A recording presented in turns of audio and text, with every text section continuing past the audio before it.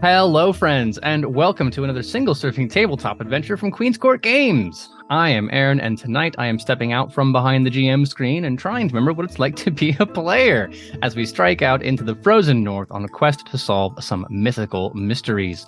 Tonight, we're playing This Too Is a Gift, an original scenario for Vaesen, written by our very special guest GM. I'll be introducing that GM in just a moment, but first, I intend to procrastinate by introducing the rest of the cast. You know who I am, which means I can skip directly to our social media menace. Tonight, playing outdoor occultist Elizabeth Jensen, it's Laura Tutu. Hello. Next up, part-time producer, full-time fiend, playing the dashing detective Axel Rowland, it's Kate Oacy. Oh, hello. We have two incredible special guests tonight. The first, playing probably a Dr. Draco Markovich. We know him as Jonathan. You know him as Latinos Against Spooky Shit. Hola, buenas tardes. And lastly, but not leastly, our special guest GM, drawing on his deep expertise of the frozen north, it's bleak season. Bonsoir. You can find links to their assorted social media accounts by sending exclamation point in chat, or use exclamation point scenario if you're interested in exploring Vaesen for yourself. Also, tonight's story may include topics certain viewers find uncomfortable or objectionable, including insects, occultism, self-harm, and violence. You can use exclamation point safety to see a complete list in the chat, or check the show notes below if you're getting this on podcast or on YouTube. The cast and I have discussed our lines and veils in advance via session 0 and have agreed to a code of conduct to ensure a safe and respectful environment, but we want everyone at home to stay safe as well. The chat is buzzing about everyone being multilingual, and at this point I have not ever found a good time in gaming to show off the fact that I speak Arabic, because that's a very specific kind of game that you don't generally get to introduce those words into.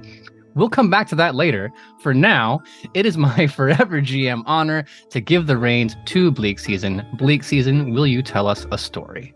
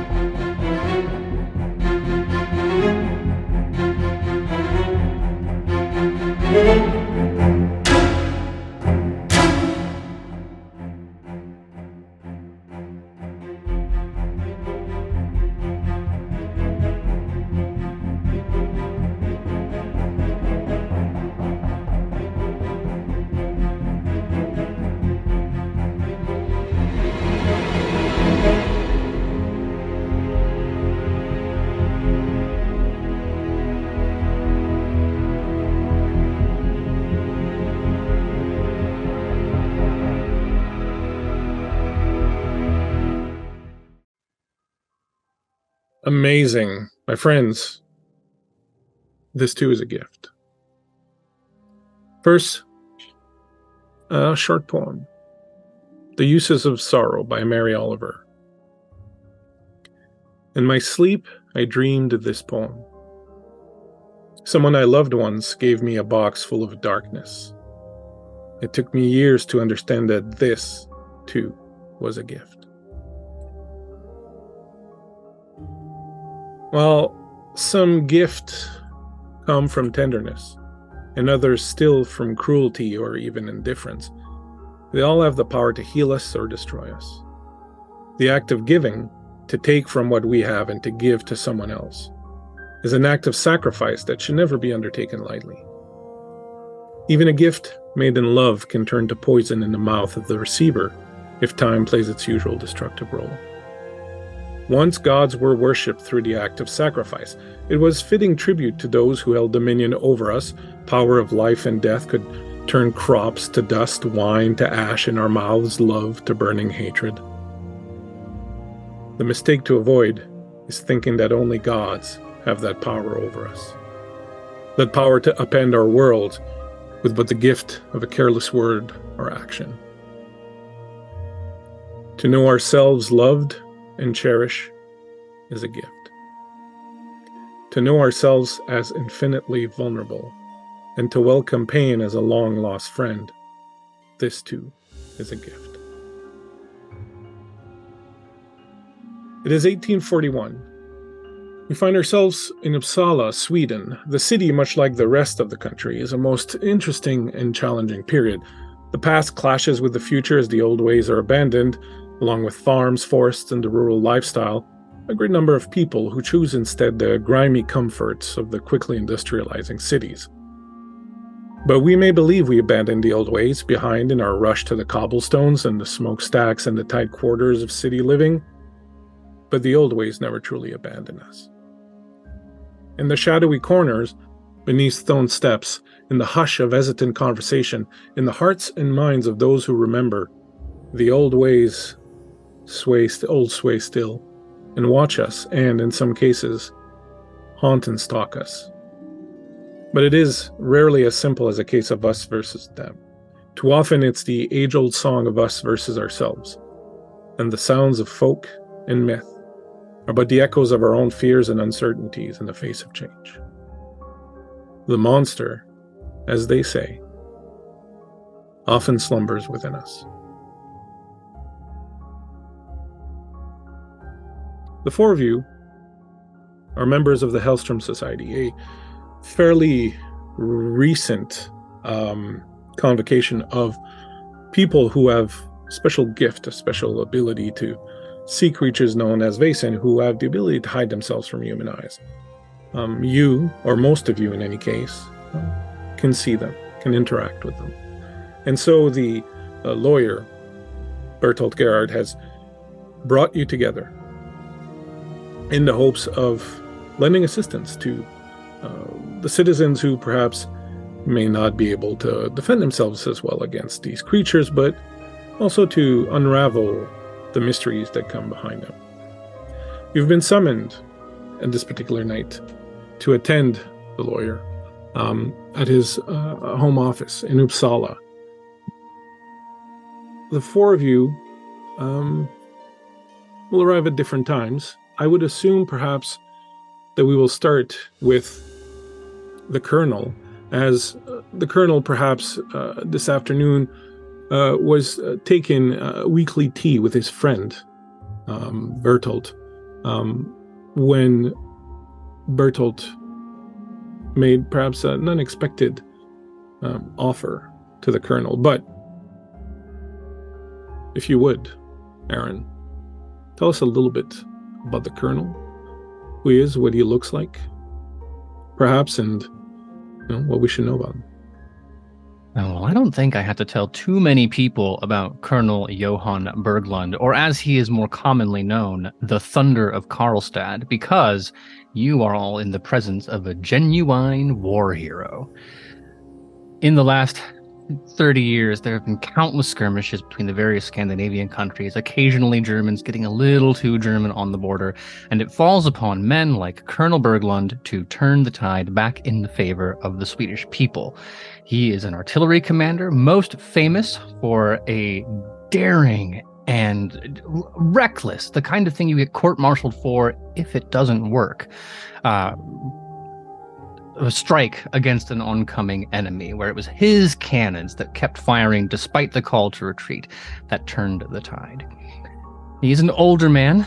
Those glory days are a bit behind him. He is in his mid-50s, standing probably about 5'10", 5'11", possessed of the mandatory military hairstyle at the time, which is to say giant wavy locks, enormous mutton chops, a kind of beard that will be very fashionable when World War I aviation comes around, but absolutely nothing in the chin region. It's an inverse of me. Take all this hair and then put it somewhere else, then you've got it.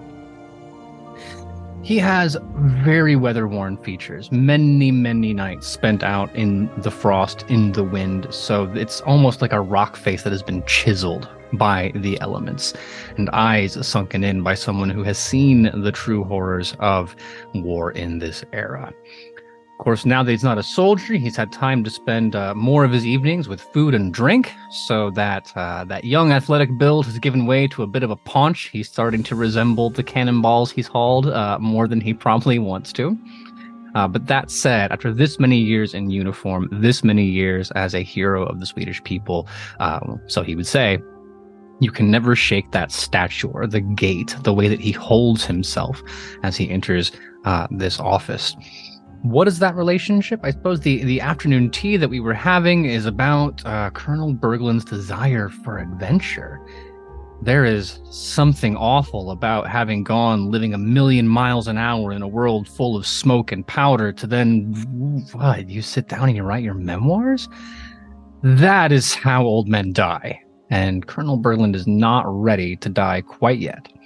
And it was over that conversation that our mutual acquaintance said, hey, if you need something to keep your skills sharp, to keep your brain moving, I have someone you should meet. And indeed, as you return to the office from your afternoon tea, having discussed, the things that older gentlemen do, as the lawyer himself is quite advanced in age, a scrawny, but still quite energetic man with receding hair and a monocle and an impeccably tailored white suit. As you climb the stairs up to his office, he says, I'm glad that you have an interest in this proposition. The people that I've managed to gather so far are all quite well-meaning, very, very smart, very educated, very courageous, all of them, but they lack a little of that oomph, that sometimes is necessary. And I find that more and more these little investigations I send them on, let's just say that the amount of physical violence they've begun encountering has become a little too much, and I fear that some of them, due to the lack of experience with such matter, then we may have to deal with a tragedy sooner rather than later. And it would be a great comfort to me to have someone of your experience, of course, and your caliber out there on the field, keeping a good eye on them. I appreciate it. Absolutely. More than happy. Look, I haven't spent the last 30 or 40 years of my life turning young Swedish men and women into warriors to have forgotten it all, left it aside. No one in this country that is more capable of turning these folk into fine specimens of outdoorsmanship. And, if they need a good hand with a rifle or a crack across the back with a sword, I'll be right there. Or, of course, with a magic wand. And as he says this, he opens the door and he reveals a young woman sitting at his desk, waiting for the two of you.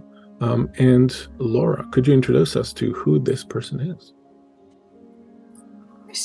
Upon entering, the two gentlemen will see a young woman, no older than late 20s, with a fair amount of very curly black hair that is braided down her back and covered with a kerchief. The best way to describe her countenance would be country. She wears a lot of layers, which would be appropriate for this area of the world: skirts, scarves, a cardigan, a jacket, and gloves. She has a number of medallions around her neck, trinkets of varying sizes, shapes, with different symbology on them, and they match the rings that you can see peeking out from the gloves that have their fingertips cut off. She's toying with a small trinket, little beads, and a little bell that just sort of jingle as she twists it in between her fingers. This would be Elizabeth Jensen, occultist, spell worker. She doesn't talk about it much. Colonel Berglund, if I may introduce Elizabeth Jensen. Elizabeth, this is the colonel I was speaking of yesterday. He has agreed to accompany you and the rest of the group to Stavanger this week. Please, have a seat, Colonel. We're expecting a few more people. And he goes around and he calls out for his man to start bringing in some tea and some cognac to drink, whatever, so that giving you two of you a few moments to introduce yourselves. Oh, delightful to meet you. It's extending a hand. It's enormous. It's like a bear's paw. Hello. It's nice to meet you, Colonel. I've heard much about your exploits. Well, I appreciate to be known, but of course, modesty is a great thing to have. So I hope all of it was good. I can't believe everything you read in the papers. And I'm sorry, I don't mean to cut past anything, but our friend, he said a magic wand, right? Oh, yes.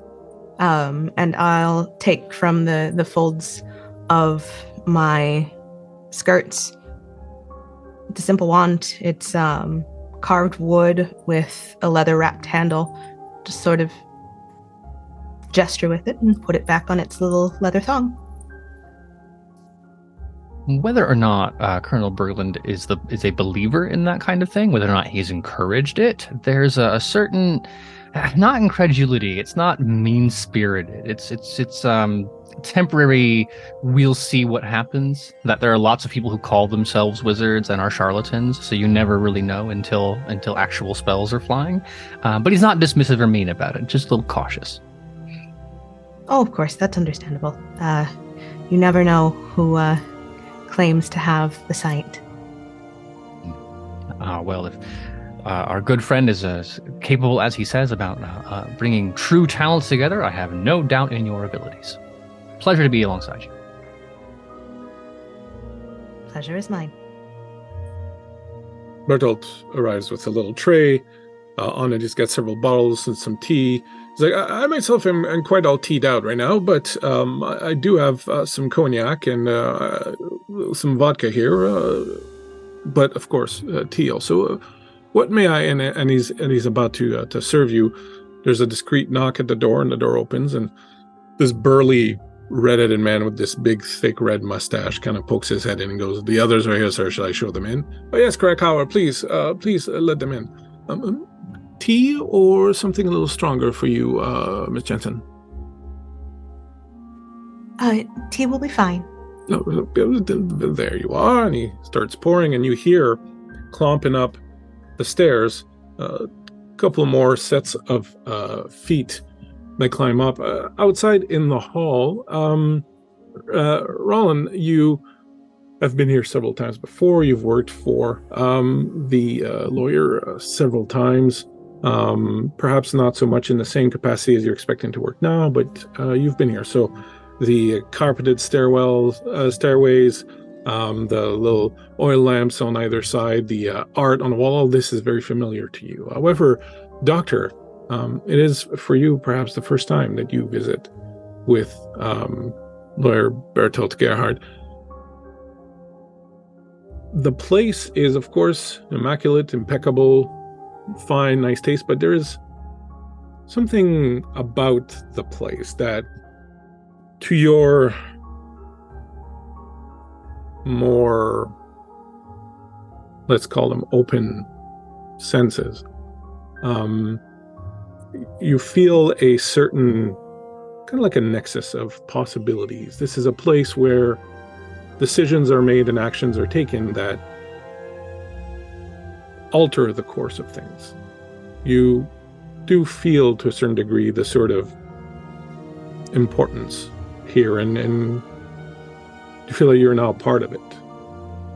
The difficulties you've been having in sorting out everything in your head about what's happened and what's going on and all these things that you remember, the sort of conflicted feeling you felt, the chaos you felt, if it doesn't abate completely, at least suddenly feels like this might be a place for answers, or at least be a conduit for these answers. And so it feels good to be here. And the man at the door upstairs, the burly gentleman I described before, opens the door and motions you inside.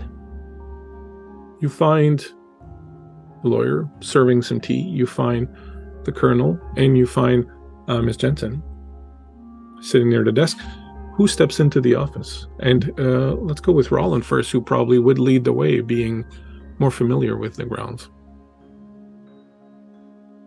Roland kind of glides into the room. He's a tall, willowy, thin man with dark black hair with a streak of white going through it, and he's got probably the most noticeable thing on his face is that he has a massive scar that runs from kind of his forehead down to his cheek, and his left eye is entirely white. And upon looking at him, you realize that he is entirely blind in that eye. He stands in a fine black suit with a waistcoat and tie. At his hip, he has a revolver. In his kind of overcoat, you see is kind of laden with various items. He wears a gold braided band on his left fourth finger. And he surveys the room with sort of perhaps not haughtiness, but scrutinizing every minor detail in the space, and looks at the two that he does not recognize, gives curt nods to both of them, and looks to the lawyer and says, lovely to see you again. Voilà, mon ami. C'est un plaisir de vous revoir. And he comes over and shakes your hand. I see you've brought a friend with you. Yes, I'd like to introduce you to my friend. He's a doctor. I think you'd find him to be very useful. Doctor, please come in. Dr. Drago steps, whereas was following Roland before, steps around them now to be shoulder to shoulder with them. Not a very tall person. 5'5", average, stout, pot-bellied. Life as a doctor has been good to them. A lot of hair on his beard. Balding. He's got just hair on the sides there. Noticeably, just standard house visiting doctor attire. He's got his trench coat from being out in the harsh winters. He's got his suit. Always carrying his medical bag, which is a combination of partially medical equipment and then documents and files and folders and everything else that he needs for, keeping track of medical records when he travels. Ring on his thumb, no other jewelry. And then, of course, he's always got his handkerchief, which has been dabbed in some tinctures and different oils that he's gotten accustomed to carrying around for when visiting the ill. He has something to cover himself with and smell through. But he steps to the side, instinctually sniffs his handkerchief and pockets it away really quickly, realizing that he's in formal company, and extends a hand. He's like, yes, Dr. Drago. It's a pleasure. Roland has mentioned you in passing, but this is the first time I've been here. Hopefully it won't be the last. Please, step in. Help yourselves. There's tea and other libations there.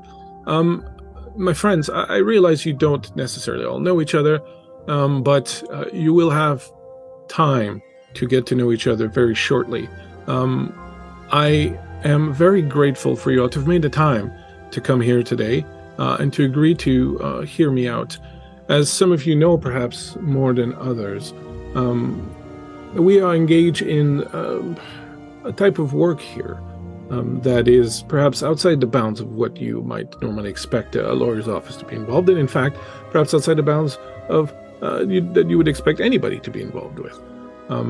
All of you are here because in some way, shape, or form, your lives have been touched at some point by, well, let's just call them the ones from the other side, the spirits, the ancient powers, the ancient forces that live here. Some of you perhaps have not necessarily seen them very concretely, but if you do not, at the mention of such creatures, run away in the other direction laughing and calling for the nearest sanitarium to come and pick me up, then I will take that to mean that while you may not perhaps be fully prepared to believe in all of this, you are at least not prepared to disbelieve either. We have been engaged for some time in several investigations throughout all of Scandinavia that have opened our eyes to what is really out there and what really exists, and how the forces that perhaps we think have long gone by and removed themselves to the deepest forests and the deepest holes in the earth are still very much around and still very much have touch our lives from day to day. Our real problem, however, has been one of a more traditional sort. What I would like from you, my friends, and you will of course be compensated for this, what I would like from you is to embark on a small diplomatic and fact-finding mission for me. There is a company called Lockspindler Industries. They are engaged in all sorts of businesses, from logging to fisheries to mining, etc., etc. And we have found them inextricably linked to several of the cases that we've investigated in the past few years. We've become aware of them as a player that perhaps also recognizes the power of, well, the older ways, the older stories, the older folk, and have either found ways to use and abuse them, or have come across them and felt their wrath. We received a letter a few days ago from the dockmaster at Stavanger. And there's a nice big map of Scandinavia behind his desk that you can see. And Stavanger is on the northern west coast. It appears that this shipyard, which is owned by Lockspindler, has recently suffered several mishaps, including some form of disease that has spread very quickly throughout the ranks of the workers, several accidents of unexplainable nature. We believe that there are some of these powers at work there, opposing Lockspindler. Now, as I've said, we've found Lockspindler to be enmeshed in a lot of these investigations, and we do not consider them friends. We do not yet 100% understand exactly where they stand, but we do know they are not friends. But the people who work for them, for the most part, are innocents. Simply people trying to go about their day, doing their jobs, and, well, they shouldn't be suffering because their bosses are, well, unlikable. If you agree, what I would like you to do is tomorrow to get on a train to Stavanger, there to meet the dockmaster, investigate the area, see if indeed there is the presence of those we call the Vasen there, or if these are just natural byproduct of the type of industry they are engaged in. But also to use the opportunity to get a look at their operations and the people who are there. Perhaps try to find a bit more information about exactly what Lockspindler has been up to. This is a mission that will require tradecraft, of course, but also a lot of diplomacy, and also perhaps a touch of, well, powers that are not from our realm, as we might understand it. In short, you would be the perfect group to do this. I know this is short notice, and I know some of you have not worked for us before, but I would very much like it if you were to accept this particular mission of mine. Do you have any questions? Perhaps we could go to see if there's anything I can answer that might help you make your minds up. Drago, what say you? Drago is deep in a second cup of tea with biscuits in his mouth. He's up. slurps it down. Oh, it's hot. So this conglomerate of people here, looking towards Elizabeth and the Colonel, they've been able to see they have what you guys refer to as the sight, then, as he kind of looks towards each one of them for confirmation. Okay. And the sight is a recent thing that you've all have found? Or... No. I've been able to see things as they are since I was a little girl.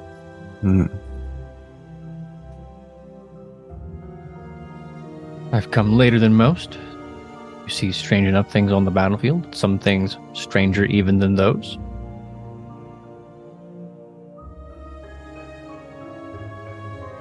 And then, Rowland, you've been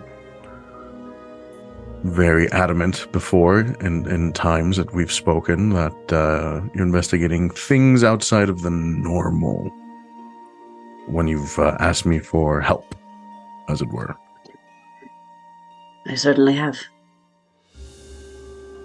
And I just stare deep into your eyes. I'm sorry, we seem to be talking around the matter. Are you asking because you can't? Very perceptive, Colonel. The sight seems to be a gift yet to be bestowed on me, it would seem. But not to say that I'm not piqued in curiosity. Well, we'll see if that survives our first trek. But I've no worries. Obviously, if you've been invited to this meeting, it's because you have skills that are finely honed and deeply necessary for the work that we'll be able to do. Given the reports indicate a disease spreading through the town, I thought it would be imprudent to send a lot of you out there without at least one medical specialist to keep you safe. And as it happens, the doctor here is a specialist in, post-mortem examinations. And, well, I would assume there would be a number of bodies to investigate out there. So with my good friend, Dr. Oscar Ackerman, unavailable for this particular jaunt, I asked Roland if they knew anyone that they would recommend. And, well, they recommended a good doctor here. I have full confidence in his ability to find more than one ways to be useful on this trip. I clap Drago on the shoulder and I say, I trust him with my life. I have in the past. Drago turns to you to acknowledge you and give you a look in earnest, and he finds himself with a handkerchief again in his hand, covering his nose. He looks at it disapprovingly, puts it back away, and almost an old habit that he's picked up that he's trying to stop from doing. Roland, I appreciate that. It's true I've been dismissive in the past, but, well, unless this is one giant farce, I suppose that I am almost forced to believe that there is something beyond. I don't think the Colonel would lie, having been a man of renown. So, that would be... Not that I don't trust you, Rowland, but you understand when you tell me that. Yeah. Certainly. Second opinion is always a good thing, yes. Indeed. And perhaps it's given my background, but a few logistical questions. Do we have transportation to the site arranged? Are there accommodations waiting for us? Or we'll be scrounging from the field, as it were? I've made arrangements for you to travel by train to Stavanger tomorrow overnight. The trip is a little over 15 hours, I do believe. And you will do most of that overnight so that you arrive in the morning ready to take to the field, as it were. I have been assured that there will be lodging available for you at Stavanger. You will, of course, be given enough funds to secure your own if they are not to your liking or if they prove to be lacking in any way, shape, or form. Beyond that, Krakauer, and the door opens and this man comes in. Yes, sir. If you will, before my friends leave here, if you will take down any details about any particular equipment they feel they might need and provide it for them. Absolutely, sir. Before you leave, do let my man Krakauer here know what you may need. He will also, if you need, be ready tomorrow to take you to the train station and to pick you up once you return. Beyond that, are there any other concerns that you have?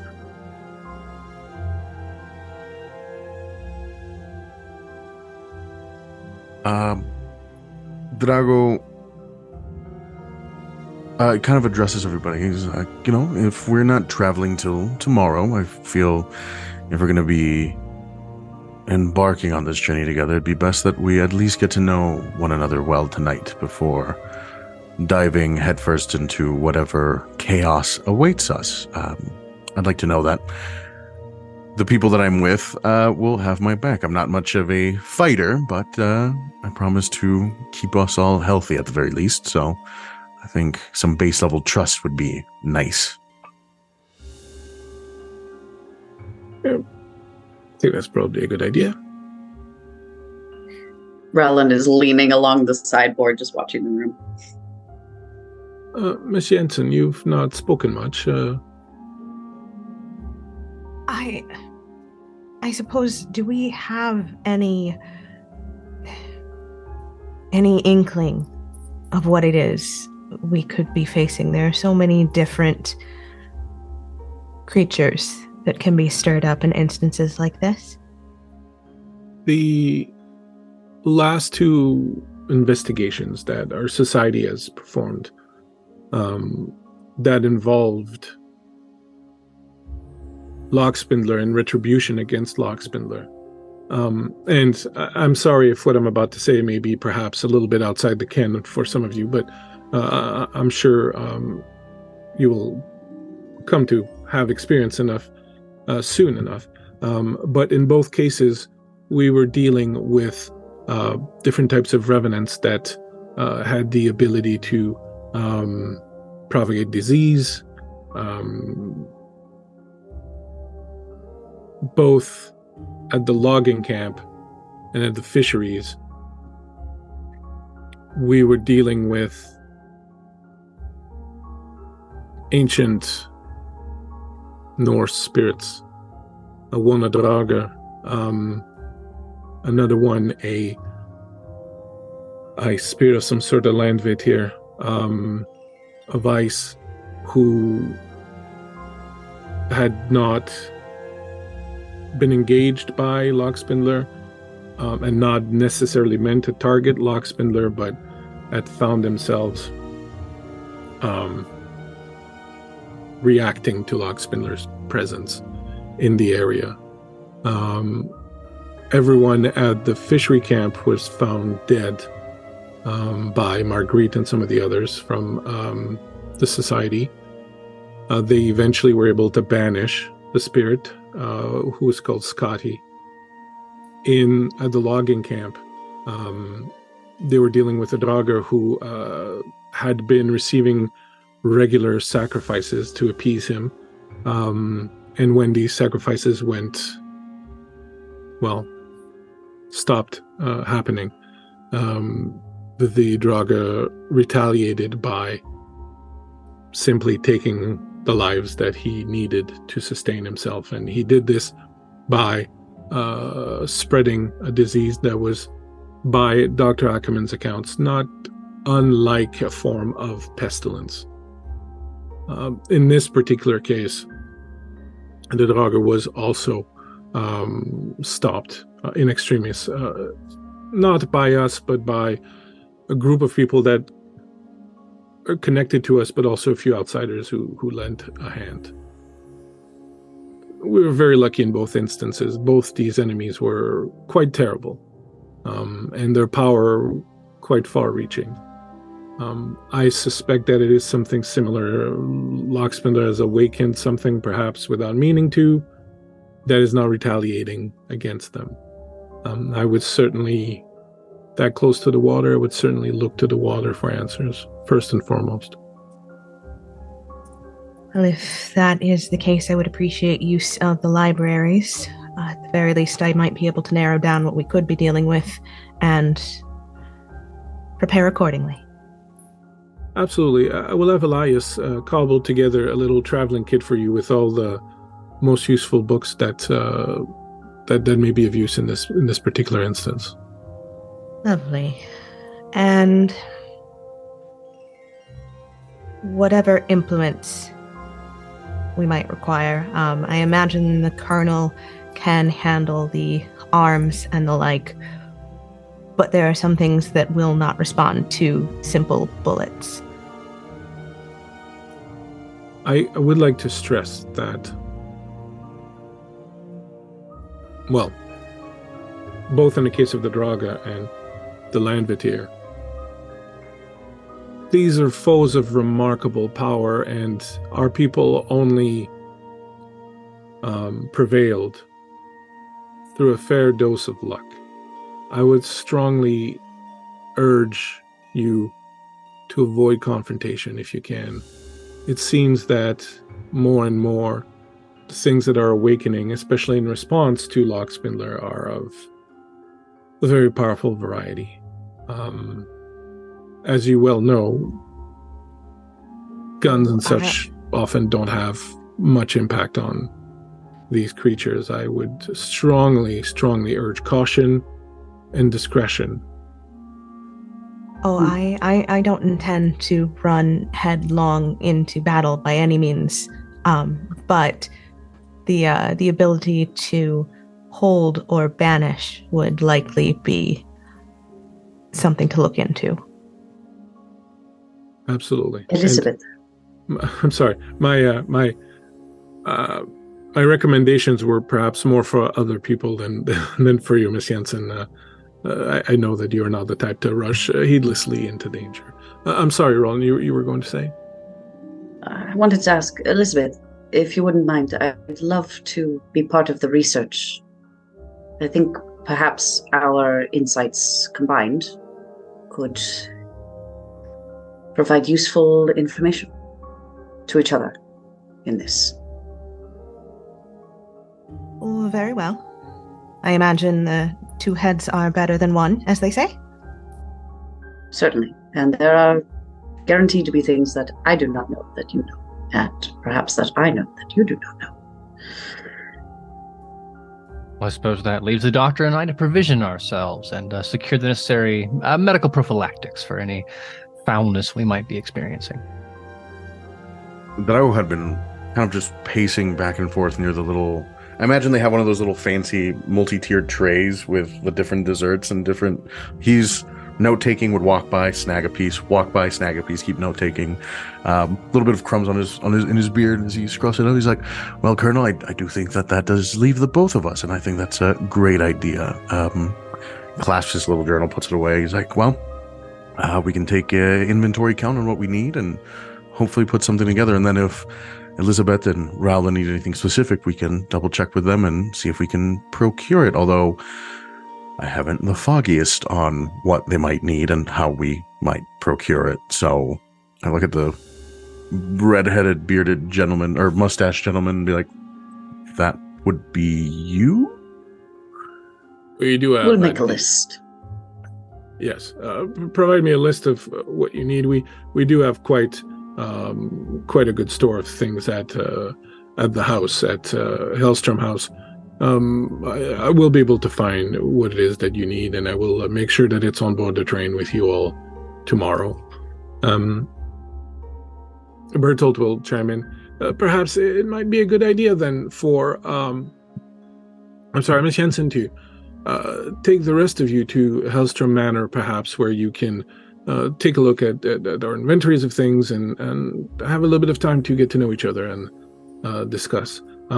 If you wish, you may find accommodations there also for tonight if you want, but if you prefer to go back to your own beds, of course, it's quite quite understandable. My man Krakauer will take you if you wish, and if there's anything else that you need, please do not hesitate to ask him.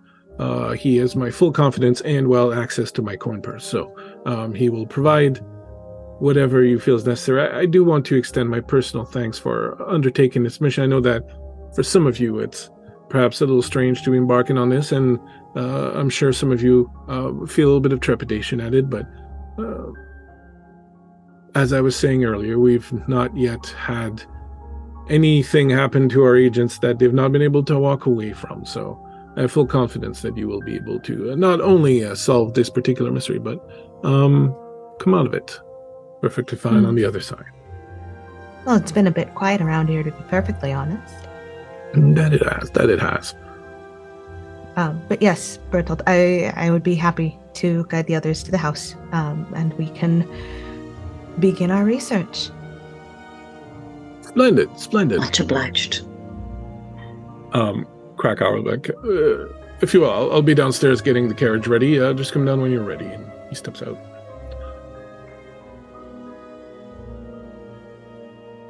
What would you like to do?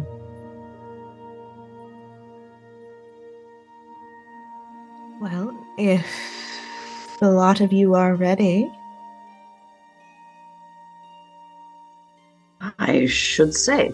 Drago, shall we? Yeah. Yes. No, that'd be fine. If y'all could permit me a moment with the lawyer. Well, of course. We'll Certainly.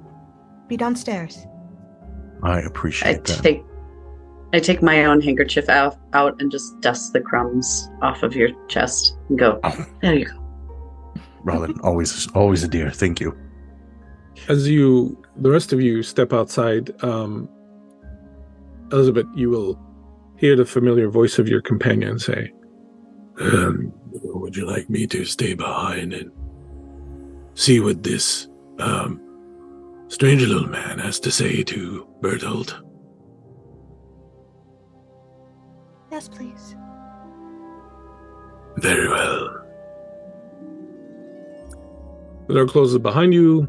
The three of you go downstairs. You will wait in the foyer with the secretary, who's a bright young man who is very chipper and always way too happy and too positive for, the type of business that goes on here. Meanwhile, back in the office, is everything okay, Doctor? No, yes. I just wanted to give proper thanks for including me in this endeavor.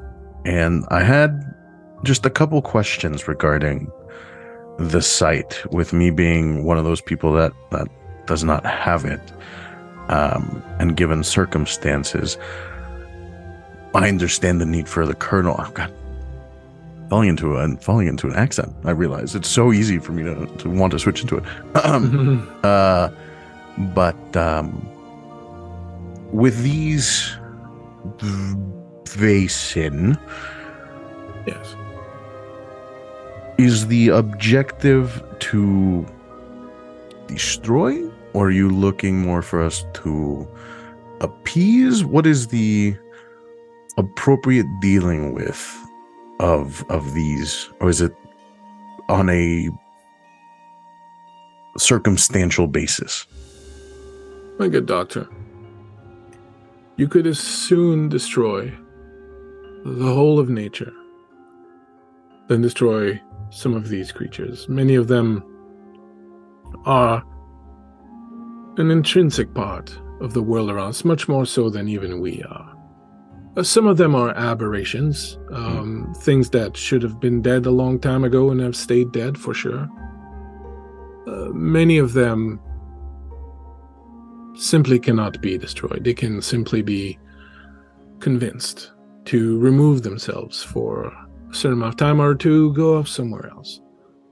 In some cases, it may be possible to banish them using complex rituals. This is something you may wish to speak with Elizabeth about. She is very knowledgeable about these things. Our number one objective is always the protection of innocent human lives, first and foremost. Second, to gain a deeper understanding of the forces at work, but also the relationships between these forces and us, because very often what we find is that it is not a case of them being malicious, it is other problems. And the more we understand, the better it becomes. But at the end of the day, as long as no one is suffering, we've avoided catastrophes, that is what we seek to do.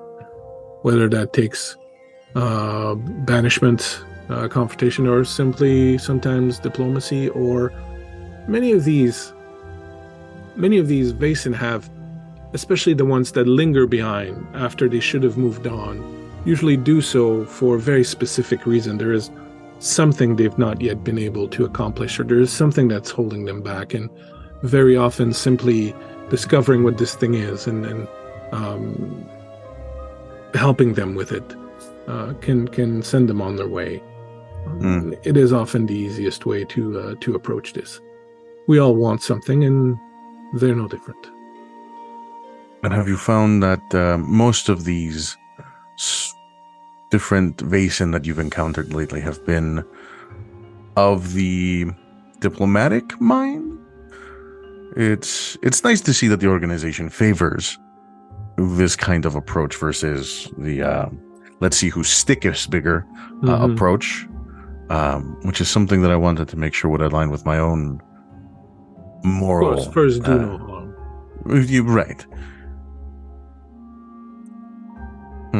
The ones we've seen recently, Logspindler seems to have a very adverse impact on nature, and what we're seeing often now are some of these creatures who have become corrupted by the touch of Logspindler, and so are behaving outside the bounds of their normal habits. So it's reactionary, almost like Logspindler is a, I don't know, say a disease that the nature is trying to get rid of? Exactly. And so sometimes you have to put the horse down, but sometimes it can be nursed back to health. Sure. I mean, it's understood that, sometimes animals will gnaw off their own arm before they let it fester the rest of the body, so... Curious. I assure you that I do not expect you to do anything that would be outside of what you would consider to be the bounds of your moral code. I appreciate you putting my mind at ease in that regard. I did not want to be part of an execution squad. Of course. May I ask you a question of my own? Of course. You may feel free not to answer, because it may... it may step over the line a little bit as far as your personal relationship with Roland. I've long been concerned a little bit about our friend's state of mind. When I met Roland, he was rather obsessed with certain things, and while I think he's managed to find some even keel, I do still sometimes fret that he may be, his mind may not be quite at ease. Would you say that I have grounds for worry, or would you say that I'm simply being too much of a mother hen? Well, I will address this by saying that, first and foremost, I am a physician, not a therapist. Yes, I appreciate that, doctor. But and as such, you should not take my advice as legitimate medical advice, but as a friend of Rollin, sometimes it is nice to be in love with what you do. And I don't think there's any harm in that. And I don't see Rollin being possessed or obsessed by their current, should we call that a job description? Their current affairs? They seem to be sound of mind to me. And that is from an unbiased friend that... currently sees no issue with them.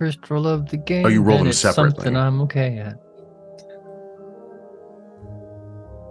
One success from me. Also Two one successes for Rowland. Hold on. Numbers are hard.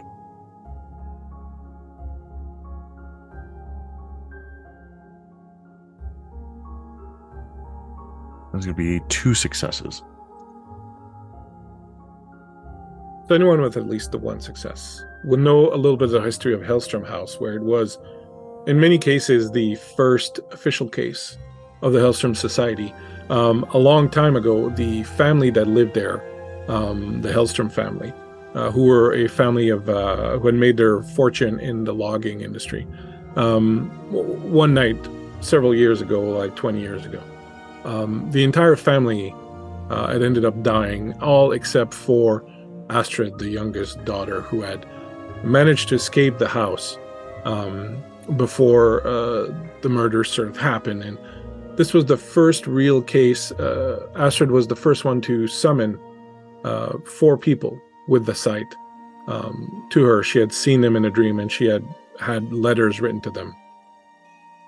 And they had come and they had investigated the situation and had found that there was an ancient family curse that was at play. They solved the situation. They banished there was a ghost involved, a couple other things. And in the wake of this, Astrid, who is blind and lives in a special home, had donated the house to the Hellstrom Society as a thanks for solving the situation. And since then, it's become the official headquarters of the Hellstrom Society. People come and go.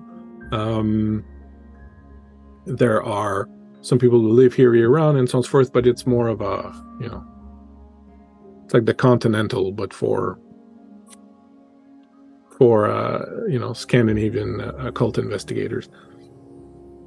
The house itself is that traditional, old-style, Gothic mansion on top of a hill surrounded by forest of trees that seem to have no leaves regardless of what time of year it is, and an iron gate fence that goes around it. It's definitely been spruced up a little bit since the Hellstrom Society took over, but they kind of like the character of it, so they've maintained that sort of Tim Burton-esque kind of feel to the place. As you are driven up to the front, there are a couple of servants that come out. So there's a maitre d' and not a maitre d', but what would you call it? Butler? The butler. That's the word I was looking for. We need an English teacher here. The butler and some of the other people will come out and will greet you.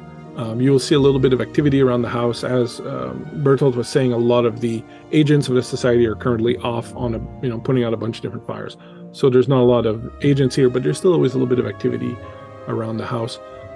As you step into the foyer of the place, it is exactly as you would imagine it, with the big chandelier at top, this beautiful double wide staircase that goes up with the polished wood banister and the deep red carpet and doors that leads everywhere, art everywhere around the place, a big roaring fireplace. You will be given just in the interest of time here, you will be given a brief tour of the place. You will be shown, if you want them, to lodgings for the night. If you want, Krakauer will take you home after if you want also.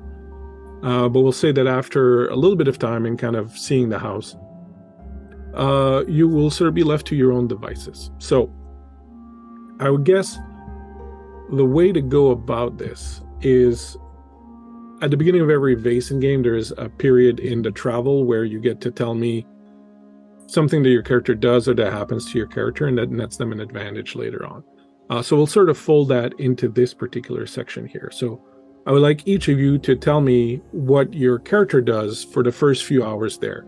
What kind of room or research or equipment, or what would your character sort of get up to?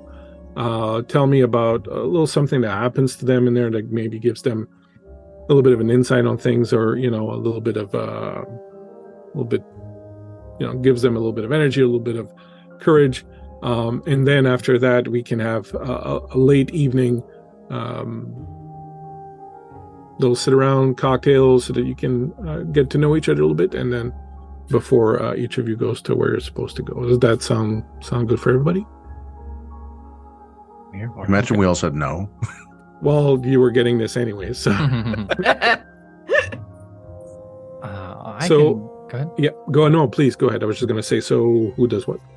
I can get mine out of the way because I think immediately there are two things I want to accomplish. One is not being caught up in the creepy research part, because my relationship with these creatures is entirely different than Elizabeth's relationship with these creatures. We have very different goals and very different purposes and very different roles on this expedition. She is definitely the Ridley, and I am the Bishop, I think, when it comes to how we handle these things. I don't know if it's a perfect metaphor, but you get what I'm going for. So, might make a show of helping move bags or whatever, performing some Scandinavian masculinity. But the moment that has cleared, the Colonel will excuse himself for a moment to light a pipe, and that is a ruse to let other people start to filter through the home, and then he can move on, or I can move on my own accord. The goal there would be to find. I don't want to go to the library for a book. I'm hoping there's like the equivalent of like a coffee table book. I don't need to go learn the entire history of Vaesen, but I do want to look up the two specific ones that were mentioned: the Draugr and the Landvatir. Yeah. To learn more about either the signs of their presence, like.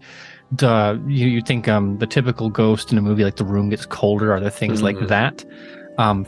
Or if that's not readily available, the ways that they hunt their prey, so I can avoid being hunted. Whichever of those is more likely to be not where Elizabeth is. So my question to you is, will you ask for help, or will you kind of try to just Absolutely not. No. Okay. I've never asked for help in my entire life. No problem. The cannon can be pointing the wrong way when I was in school, and I'm not. No, I meant to shoot it that way. It wasn't backwards. Sorry. All intentional. Mm-hmm. Okay, so I'll go around and take what everyone wants to do, and then we'll address all of these. Does anybody else know what they want to accomplish? Well, there would be a level of research, obviously.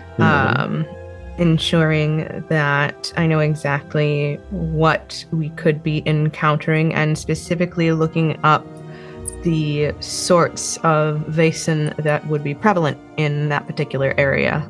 So coastal town, anywhere where there would be fisheries and logging. So what manner of Vaesen reside in the water, especially in, like I said, in like a sea, off the sea, and what sort of Vaesen reside in and around the forests. Okay. To that, what can be done for one to ingratiate oneself to those creatures, and what can be done to repel them. And if we're going to go farther down that rabbit hole, rituals. Banishing, calling, binding. Excellent. So you'll be heading to the library? Then if there's, in that research, after I have what feels like would be prudent, I would like to go to whatever there is as like an inventory to collect herbs, salts, tinctures, not so much the sorts that the good doctor would use, but something that would be definitely more in the occult range. There's totally a little greenhouse in the back. That's manned, or not manned, but with a specialist in there that can They can help you and answer some questions for you and get you what you need. Excellent. Perfect. Next. I believe that Rowland, with Elizabeth's permission, would be sort of following suit, almost in a schoolboy sort of way of here is someone who is heavily researched in the ways of investigation and crime, and why humans do what they do, and now I'm being thrown into a world that I know next to nothing about, so I am assuming the role of the student, and with Elizabeth's permission, would like to be sort of following suit, asking questions where it feels appropriate to, without being invasive, letting her take the lead, and kind of gleaning whatever information I'm able to glean, and sort of building up the courage to ask her some questions that I have about the site and Vaesen in general, things that are kind of pressing at the corners of my mind at the moment. Yep. Perfect. And so the doctor. Does the doctor remove the ring?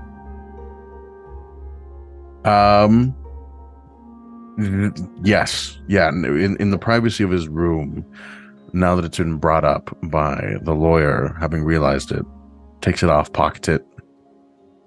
And in the ventures of helping, the doctor wants to look at the different files of different investigations that have happened, and he wants to go through the dossiers to look at medical reports, to familiarize themselves with the different types of instruments that have been used to do these investigations, because he's wondering if they use different medical equipment than he might have access to currently. And then also wants to look at the different medical lacerations and whatnot that these creatures can leave, so he can familiarize himself to be able to determine a bear attack from a Vasen, or getting, just anything else that'll help him with investigating bodies, essentially. Okay. And then if he does need supplies, then he'll go, whereas Elizabeth and Rowland went to the horticultural end, I would be going more to like the storehouse or the warehouse that we have, and looking for hardware and supplies. So this is what's going to shake down, my friends. The first thing I will ask you to, I will call out for each of you to make a specific roll. You will make that roll. For each success you have in that roll, there will be an advantage that you can use later. It'll go into a group advantage pool that you can use later when trying to make rolls that pertain to any of these things you've talked about today. Okay? So for Aaron, I would say to give me a logic and vigilance. For the good doctor, it will be precision in medicine. For Laura, it will be your empathy and observation. And for Kato, it will be your logic and learning.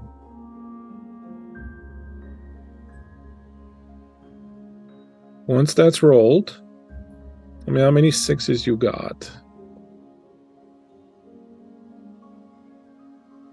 That is 3 from me. Proud of you, son. And then 2 5s and a 4. I kind of wish we were playing Yahtzee instead of Vaesen for a second. Well, it's not too late. That is also 3 for me. Nice. Sadly, just 1 for me. Okay. Doctor? Yeah, boy got a big old goose egg. Does anyone want to push? Ooh, I forgot about pushing. I would like to push, yeah. All right, so when you push, you have to give yourself a condition that is connected to the type of ability you're using. You can choose which one you want, except broken, because you don't want to go from 0 to broken in a second. Fine. I would probably go with angry. These are meant to be role-playing guides a little bit also, like how your character's feeling in that moment. Yeah, I think it's more so frustration and distraction, presuming time of year. And for the push, we re-roll all of that? So re-roll anything that wasn't a 6. Oh, great. Anybody else pushing? Oh, there we go. I'm going to save it. I'm going to push, and I'm going to take hopeless. Okay. I got 4 6s. Whoa. I love that for me. Big old goose egg. All right. The doctor completely out of his depth. Hopeless is a good one to take. Yes, exactly. So that's 7, 10, 11. So if you want to note that somewhere on your character sheets, you have a dice pool of 11 advantages that you can use over the course of this adventure, as long as you're making a roll that pertains to some of the things you've researched today. Since me going through and just reading the book entry on Landvetiers, it's just not going to really do anything for us. Very specifically, I would like the doctor to make me a logic and learning roll.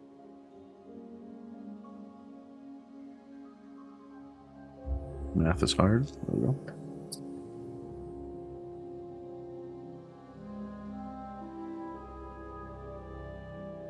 Three for 3, baby.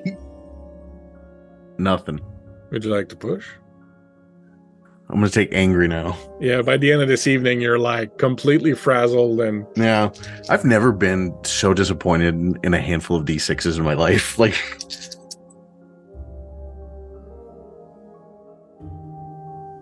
You never played Shadowrun. It's 2. I have not, actually. But you wish you were rolling on the VTT now. You know so what? with a 2, I'm going to DM you something. No, I still would have taken the ones that I had. I'll DM you something in a second. Okay. Something that does happen as you're all kind of wandering off to your own things, and at a moment perhaps where the detective is not too close to Elizabeth. Elizabeth, you'll hear.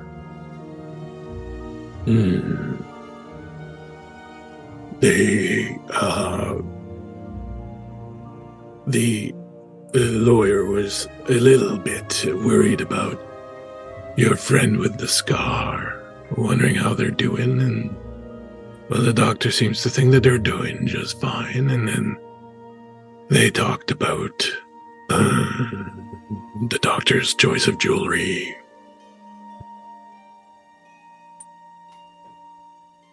Choice of jewelry.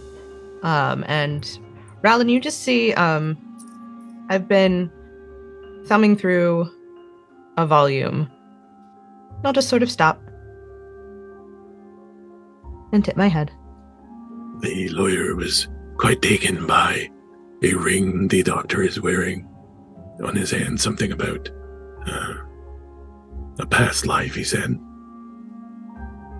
Oh. Well, I mean, that's reasonable. We all come from different places and all have things that we were doing before we came to here. The doctor also snuck 2 pastries in his pocket before he left. That's entirely reasonable. They're very good pastries. How are you doing? Oh, I'm well, Bergamot. Thank you. Did they give any specifics about our scarred friend? Bertolt was worried about some obsession, he said, your friend here had, but that the doctor feels is no longer much of a problem.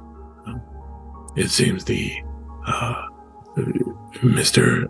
Roland had a problem with, being hyper-focused about something, but The doctor thinks he's doing better. I don't know. They're talking a lot of words I don't understand. What do you think of the doctor?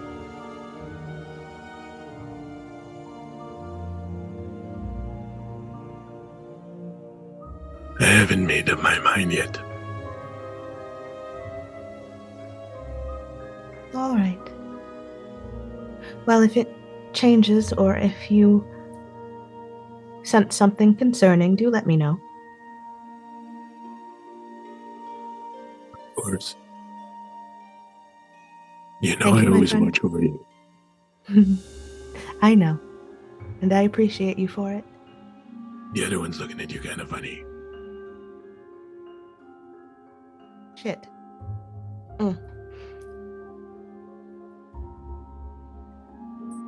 Are you all right?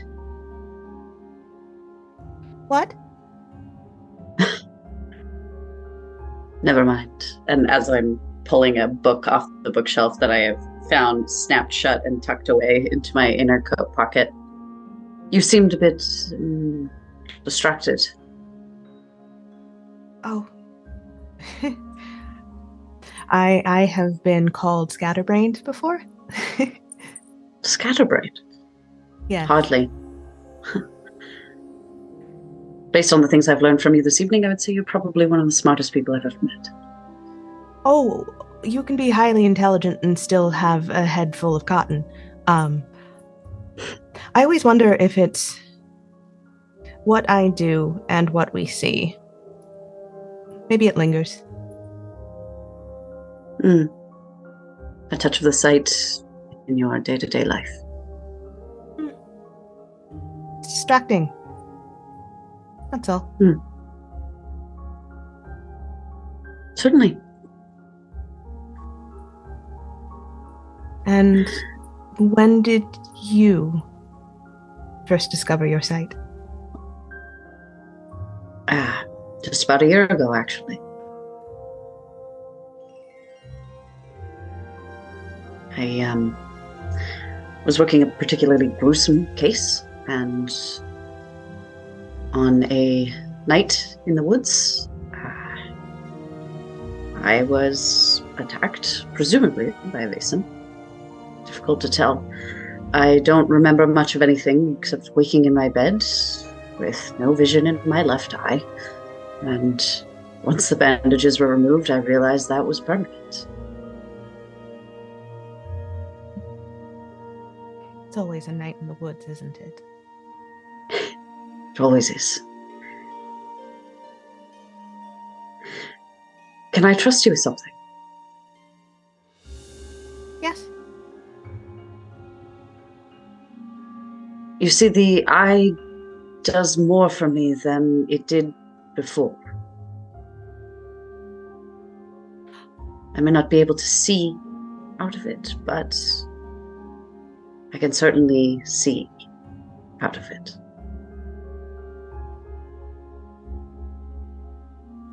Well, I think you may be the first to which the sight is literal. At least to my knowledge, but I'm only one person and I can only do so much research. Well, you know a lot. You've never heard of anything like this happening before.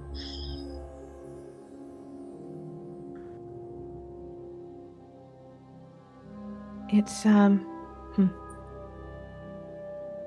as I said, my sight has been with me for quite some time. So it's hard for me to tell what is an oddity and what is just the life that I lead. Sounds quite literally magical.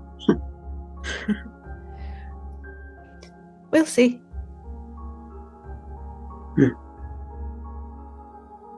By now, Roland has taken off his overcoat and slung it over the back of the chair and is just kind of near her without trying to intimidate her in any capacity or make her feel uncomfortable. He acknowledges this as her realm. I'm a student. I'm here to learn.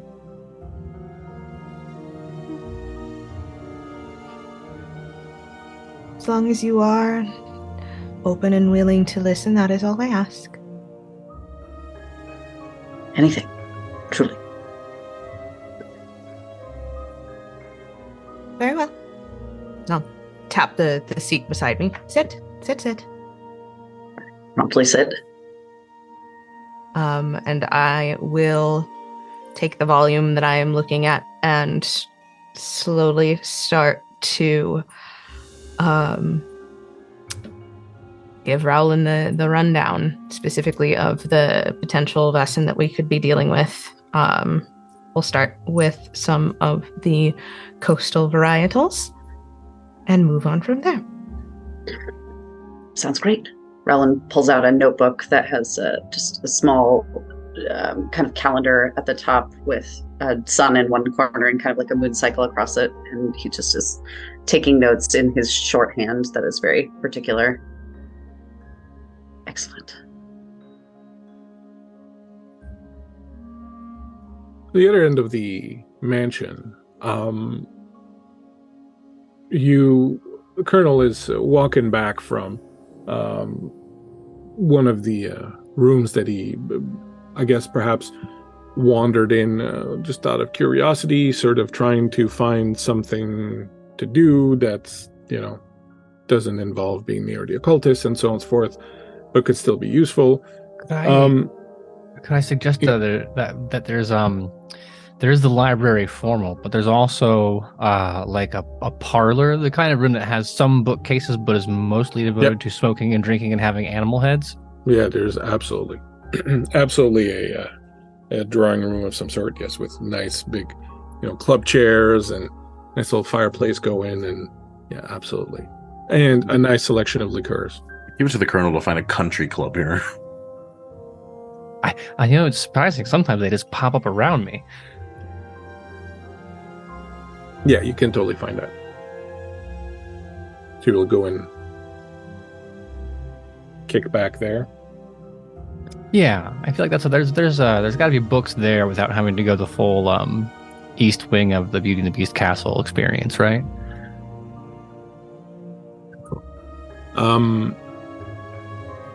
Speaking of the Beauty and the Beast, the doctor, having finished what he was doing over in the infirmary, is coming back, hands full of bandages and medicines and unguents and all sorts of things. And as you pass by, you hear the sounds of what kind of music would the colonel listen to when left to his own device in a room that has, a gramophone and a bunch of good records.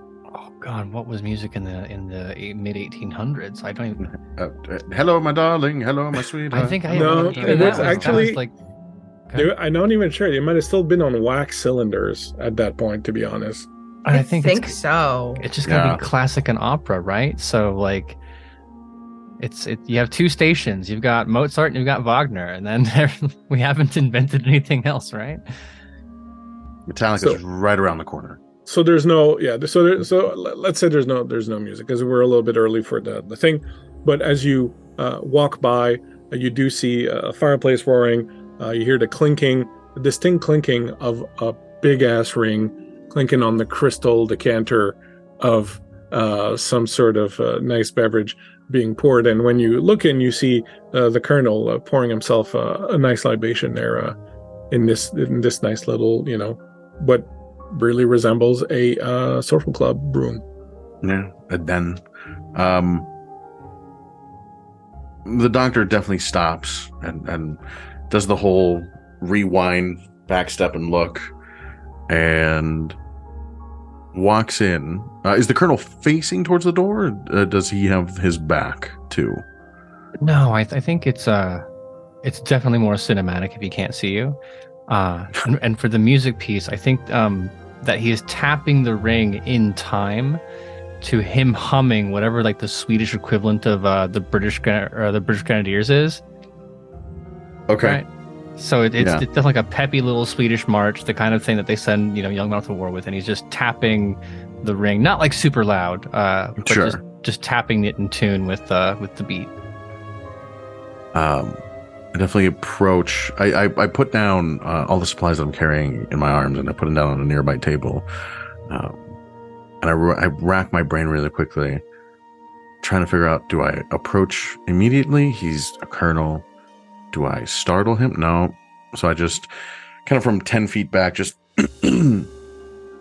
Colonel. Oh, the good doctor. Kind of like turning doing the look around the chair. Yeah, the old man look. The not the full 90, but like the kid has popped up and like, Dad, can I have a chocolate milk? And he's like, what do you want? That kind of yeah.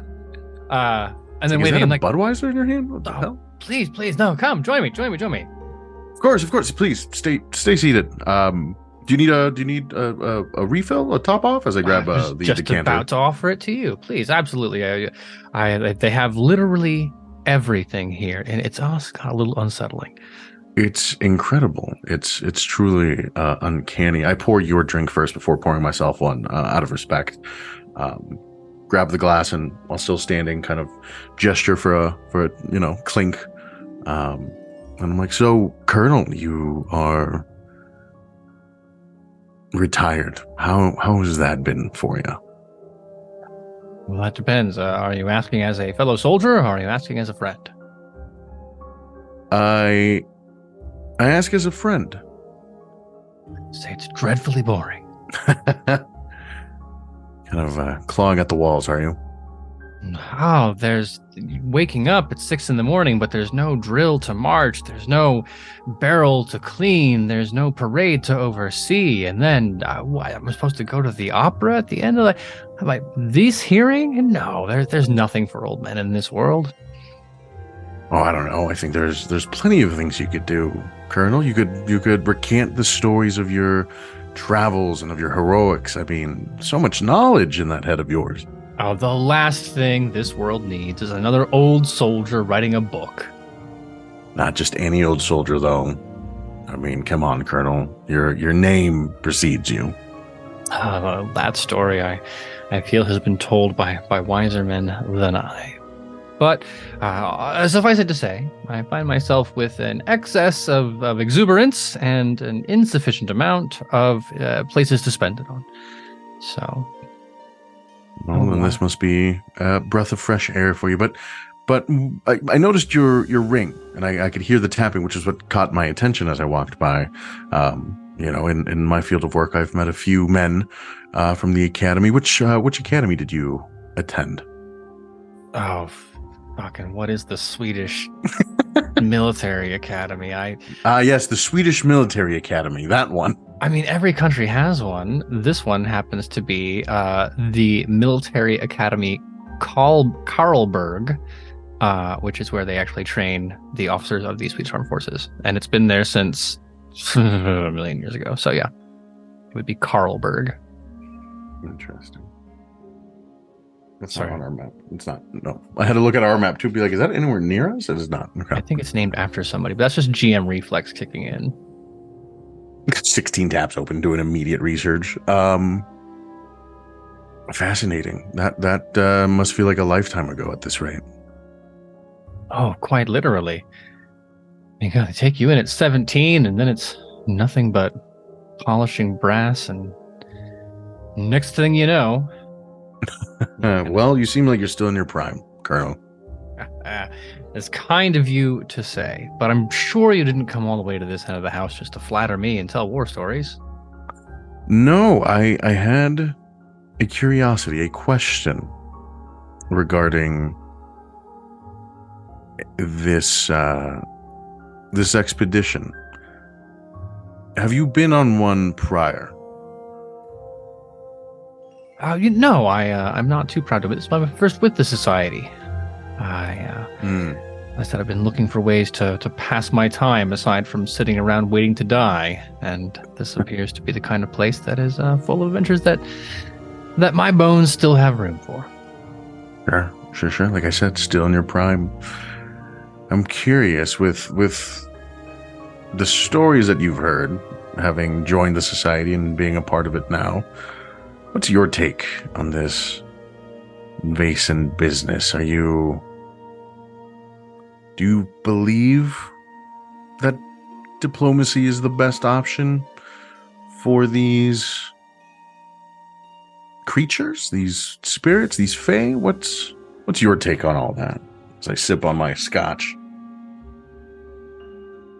You know, they tell us that war is just diplomacy through other means. That all force exists on a spectrum, and sometimes you can do it with a pen, and sometimes you can do it with a 12-gun battery. I have heard stories of people who commune with or consort with these creatures. But there are two things that have always stuck in my mind. One, each is so different in its goals and their wiles, at least that's what they tell me, that you would never know which you could trust and which not. And second, most people who get that close to one of these creatures don't have the chance to make a conversation. I am sure there are those in this house, those in this society, who believe that, yes, if only we were able to peel open the mysteries and see what desires these creatures had, that ours and theirs could coexist. But, and I'll gesture towards the window with the glass, and you can hear again the clinking of crystal on the ring. You look out there at this city and tell me there's enough room for both of us.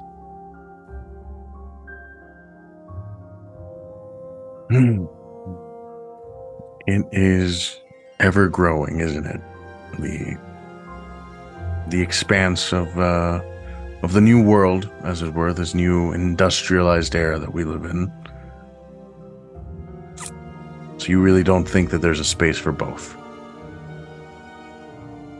I'm not going to be so bold to say I'm the man who has all the answers, but my life by people wanting to expand and bumping up into other people. Sometimes it's a village and sometimes it's a nation, but it always ends a certain way. Well, I hope for our sakes that you are, and I say this with the utmost respect, wrong this time. I definitely hope that we can reach peaceful resolution, but I will say, if it comes to the latter, then there's nobody we'd rather have than Colonel Johann Berglund on our side. Wow, my good doctor, there is nothing that would bring me more joy than to be on this journey and of absolutely no use. Oh, well, only time will tell, of course. But Indeed. Tell me about your... Oh, go ahead, please. Well, no, you mentioned you're a doctor whose experience is mostly within identifying the deceased, if I recall, if I'd heard correctly, right? Yes, a mortician. A new word that they've come up with for us instead of just cadaver doctors, which doesn't really sound too palatable. Cadoctors, if you will. Yeah, it's an interesting field of study to identify the cause of death for folks and how we can perhaps prevent it, or how we can perhaps distinguish the crime that caused it. See, like another form of evidence. Yes, I'm just like Rowland, but on the opposite side of the spectrum when it comes to life and death. Of course. Chronology, some prevention, some cure. Yes. Yeah, he's preventative. I'm reactive when it comes to investigation. You said it's a new word, so it's a new field. I'm not an expert in many of these matters medical, but I've never heard of this. Yeah, it's newer, that's for sure. I think even perhaps the military academy must have themselves a new doctor on hand, with all these new technologies and people in war always determining how best to treat a wound or how best to stop infection from spreading. So it's studying the dead to help the living. And where does one train for this kind of work? Wherever there's dead bodies. Oh. So anywhere, really, honestly. In this time and day, yeah. Well, the Colonel's making a face. It's not judgmental. It's like, shit, I guess you're right. Like, his worldview is such that you'd have to go to school for it. And you're like, bruh, there are dead bodies everywhere. Yeah, so he's like, yeah, all right. Yeah, I mean, nothing's a science until you start just putting it in a journal and telling people about it, if you think about it, you know? And that's why... I'm sorry, just 1 second. I will interrupt you a little bit to say that as you're discussing dead bodies, both Elizabeth and Rollin are lured by the sound of conversation and the clinking of glasses are approaching. So make your entrance whenever you wish. Gentlemen, are we interrupting? Doc he doesn't turn, like he keeps trying to look over the chair that's obviously way too large for him to be able to tilt his head over. So he just kind of keeps bumping awkwardly. He's like, Rowland, is that you, good boy? Of course it is. And I come around to the chair where I'm hearing his voice come from, and I just, once again, that very familiar clap on his shoulder goes, oh, into the brandy, I see. Scotch this time, actually. Good God, Rollin, I told you. Announce yourself, man. Sorry, I've been told I'm light of footstep. Yes, I'm going to have to put a bell on you at this rate. No bells, no collars. But yes, the Colonel and I were just sharing stories. Elizabeth, we haven't formally been able to introduce ourselves, but it is an absolute pleasure. It is a pleasure to meet you as well, Doctor. Yeah, he stands and kind of gestures for one of you to take the seat as he goes and grabs another one and pulls it closer so that we all kind of have a little half circle of chairs. Rowland stays standing behind the back of his chair and says, Colonel, I'm so sorry. I was so terribly rude before. I didn't introduce myself to you either. Busier times for all of us, and you seem to have more experience in these matters than I, so seniority not a factor. But can I get you a drink while you... I prefer to pour my own. Just an old superstition. Of course.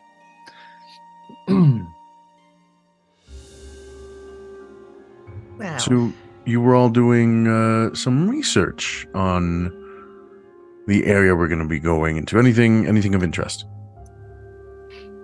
Gesture to Elizabeth. There can be different creatures depending on the region. Creatures that prefer the water, creatures that prefer the forest. I imagine, given what we will be encountering in the area, we could see a little bit of both.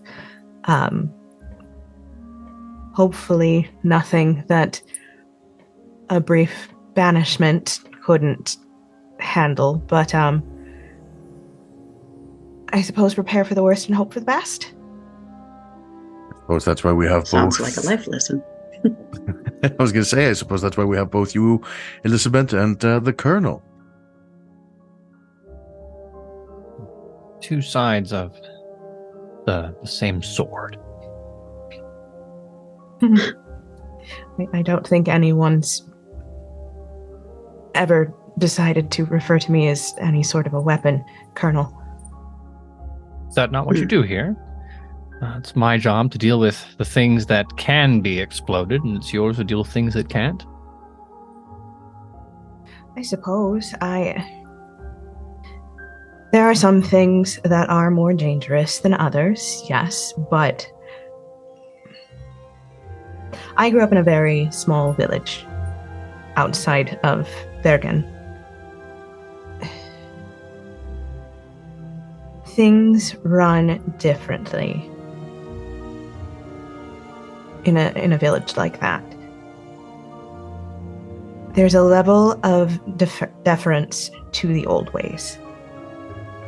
It is what I was taught and what my mother was taught and her mother before her. And it could be that I am just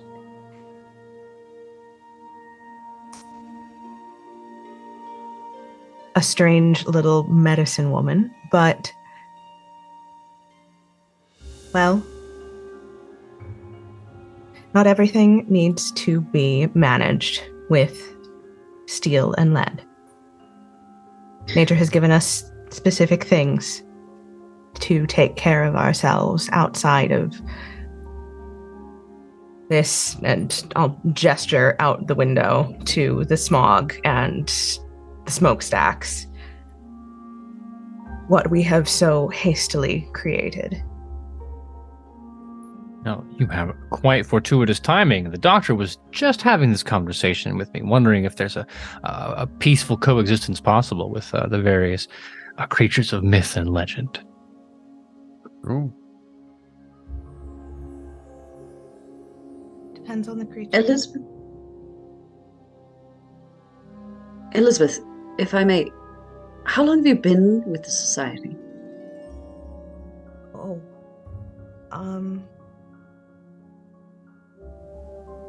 A handful of years at this point.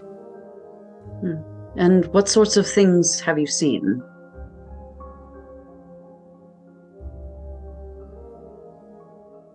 I have seen things that would move a man to tears, and things that would send you screaming for the hills. Now, with that knowledge, then I would ask the next question of, is there a world where this symbiosis can exist? I haven't decided yet. Hmm. I understand that we move ever forward, but sometimes I worry about what we are leaving behind and what we are destroying for the sake of progress. But, well, this very manor would be an example.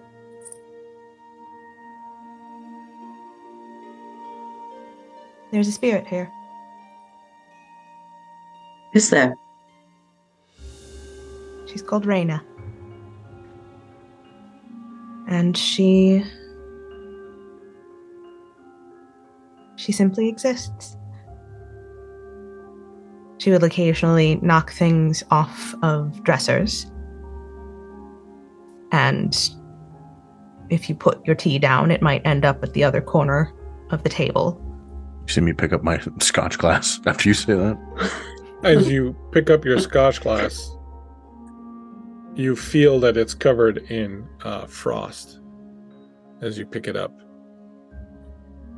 I would like to focus on my left eye if I can. You surely may. You don't even have to make a roll. But standing just behind the doctor and laughing with a finger in his drink is what appears to be a ghostly young woman dressed in a very simple maid's garb, with long flowing hair tied in a bun behind her, with this tail that just, the ponytail that just kind of floats behind her, and she just has a finger in his drink and sort of giggles as she pulls the finger out and then looks at you and winks at you. All in good fun, and I raised my glass to her. Hello, Reyna. And when you say hello, Reyna, the light in the room dims, and you all feel a bit of a chill, but then the fire in the fireplace sort of raises up, and you feel the warmth that just sort of wafts over as if someone had just blown air right into it. And then the lights come back up slowly. She's lovely. Really, cheers. I hate ice because it waters down my drink. This is perfect. Do we tip her?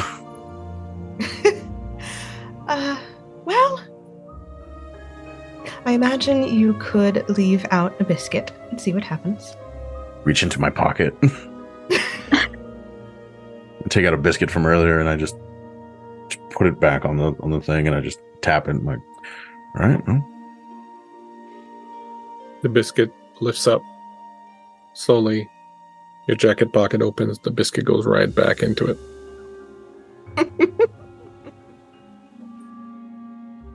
Behind him, you can see her go.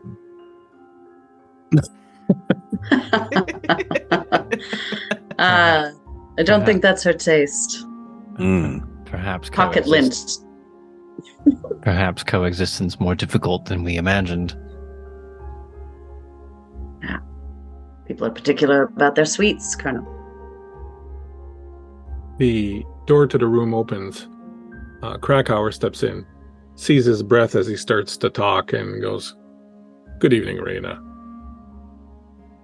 I came to see if any of you wish to be taken back to your lodgings for this evening." GM, what time of month is it? Like, where are we? You would be... What time of year is it, too? It's 1841. And what time? Like, what season? Oh, yeah. So I would say you were like start of summer. So you'd be like in May. Oh, okay.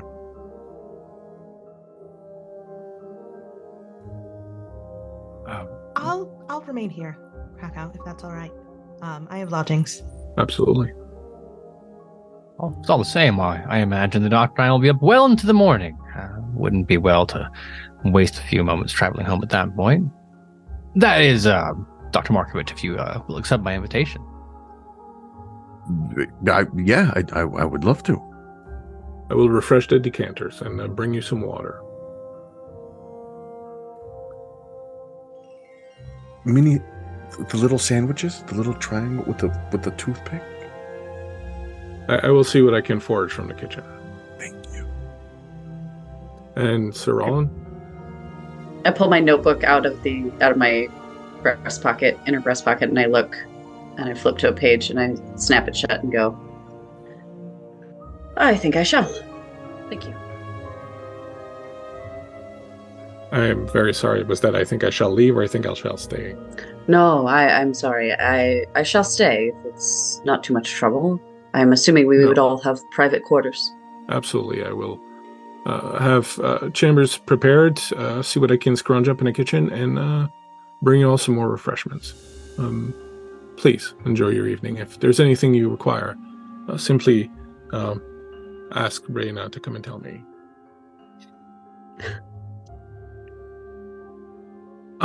As we are nearing a good point for a little bit of a break here, I will say that you perhaps stay up a little bit into the night, drinking, eating cucumber sandwiches, and getting to know each other a little better. Eventually, you will each be taken to your own rooms. We will go to bed. And before we go on break, during the night, you will all experience a bit of a dream. A bit of a, just not so much a dream as a bit of a sensation, but at various points throughout the night, each of you will have the same kind of vision or dream, I guess. You are walking down a set of spiral stairs that goes down and down and down. And when you look over the handrail and look down, it just looks like it keeps going forever. And as you're walking down this carpeted spiral stair, Elizabeth, you will start hearing a voice calling for you, calling for help. And as you get a little bit further down, you will recognize it as that of your sister, calling your name, telling you to hurry. And as you keep running and try to go faster and keep trying to get down there faster, it just seems like there are more and more and more stairs, and your sister's voice remains consistently as distant as it was before.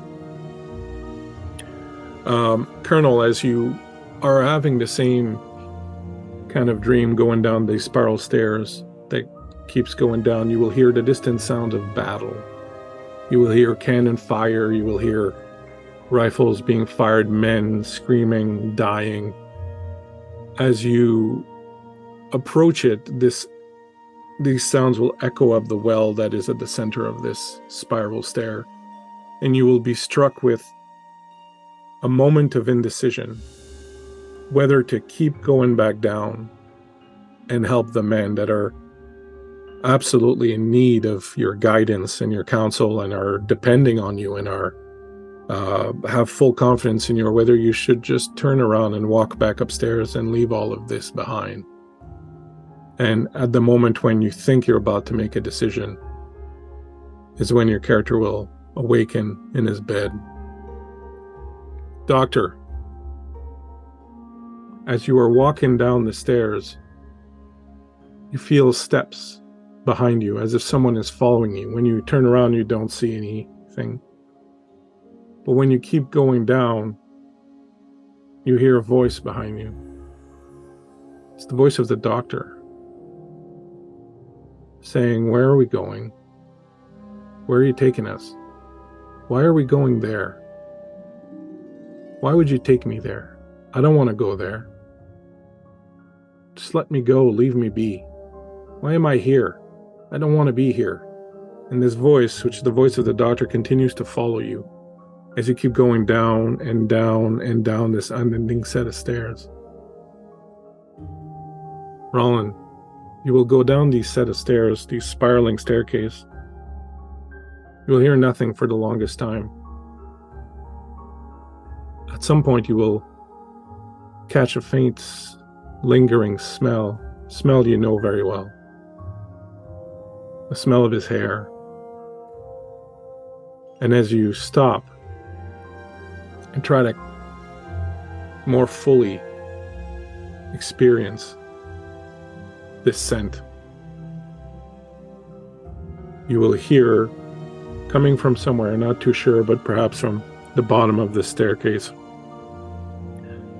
you will hear the voice. Tu viens me chercher ou quoi? Je t'attends. And as you look down the set of stairs, you notice your hands. Your hands are gnarled, almost like claws. And for a moment you fear what you would do if you did find him. And you hesitate on that set of stairs, and that's when you will wake up. And my friends, as you take all of these little dreams into account, as your characters wake up in a bit of a sweat, having still managed to get a rest enough that your mental conditions from earlier are gone. And as you will have your breakfast and embark on a carriage and head for the train station,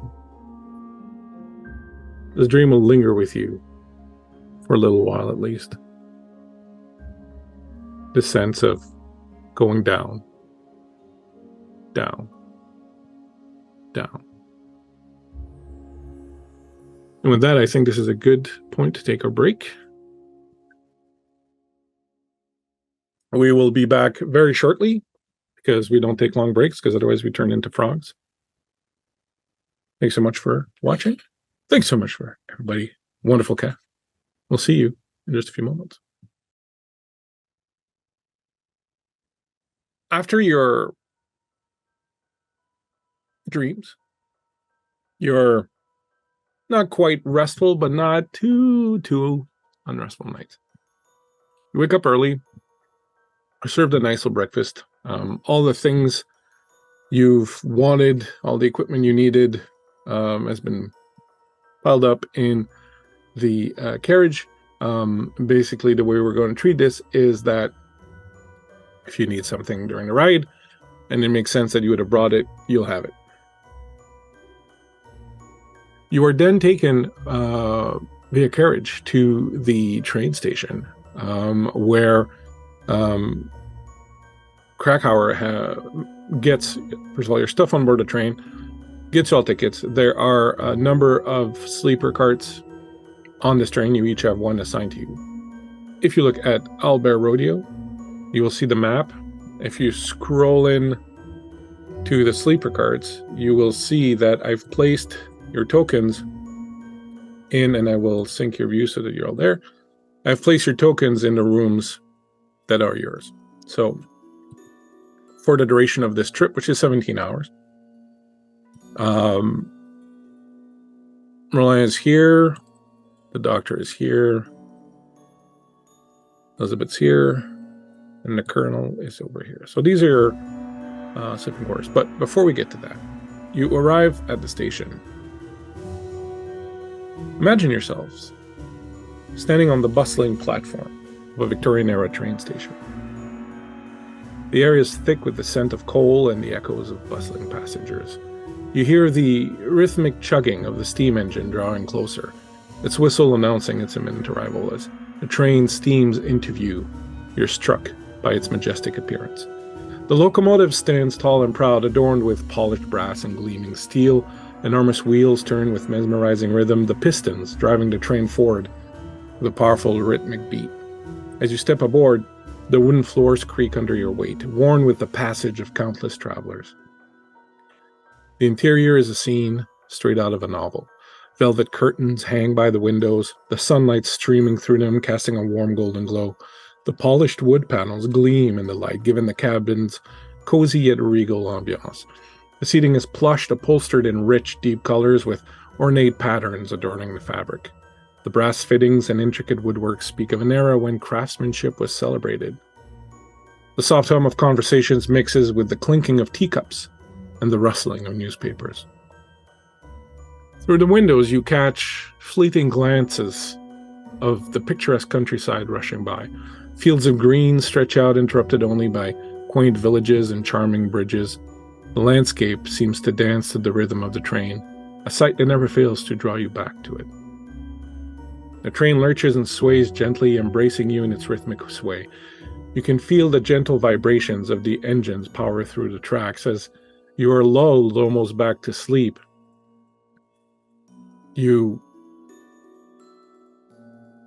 are startled back awake just as you were about to perhaps be able to catch a couple of Z's after the last night by a gruff voice that says, "Ticket!" You look up to see a stern-looking fellow in a railway officer uniform. "Well, come on then. I ain't got all day."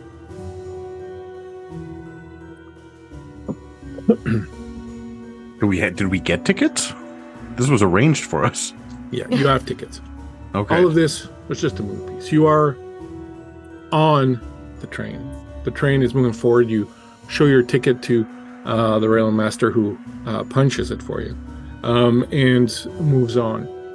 You wouldn't be in your sleeper cart, I would assume. You would have settled in, but then probably have moved to the club cart to mix and mingle, see what's about, perhaps get a spot of tea. Most of the ride, at least the first few hours, are quite comfortable, quite pleasant.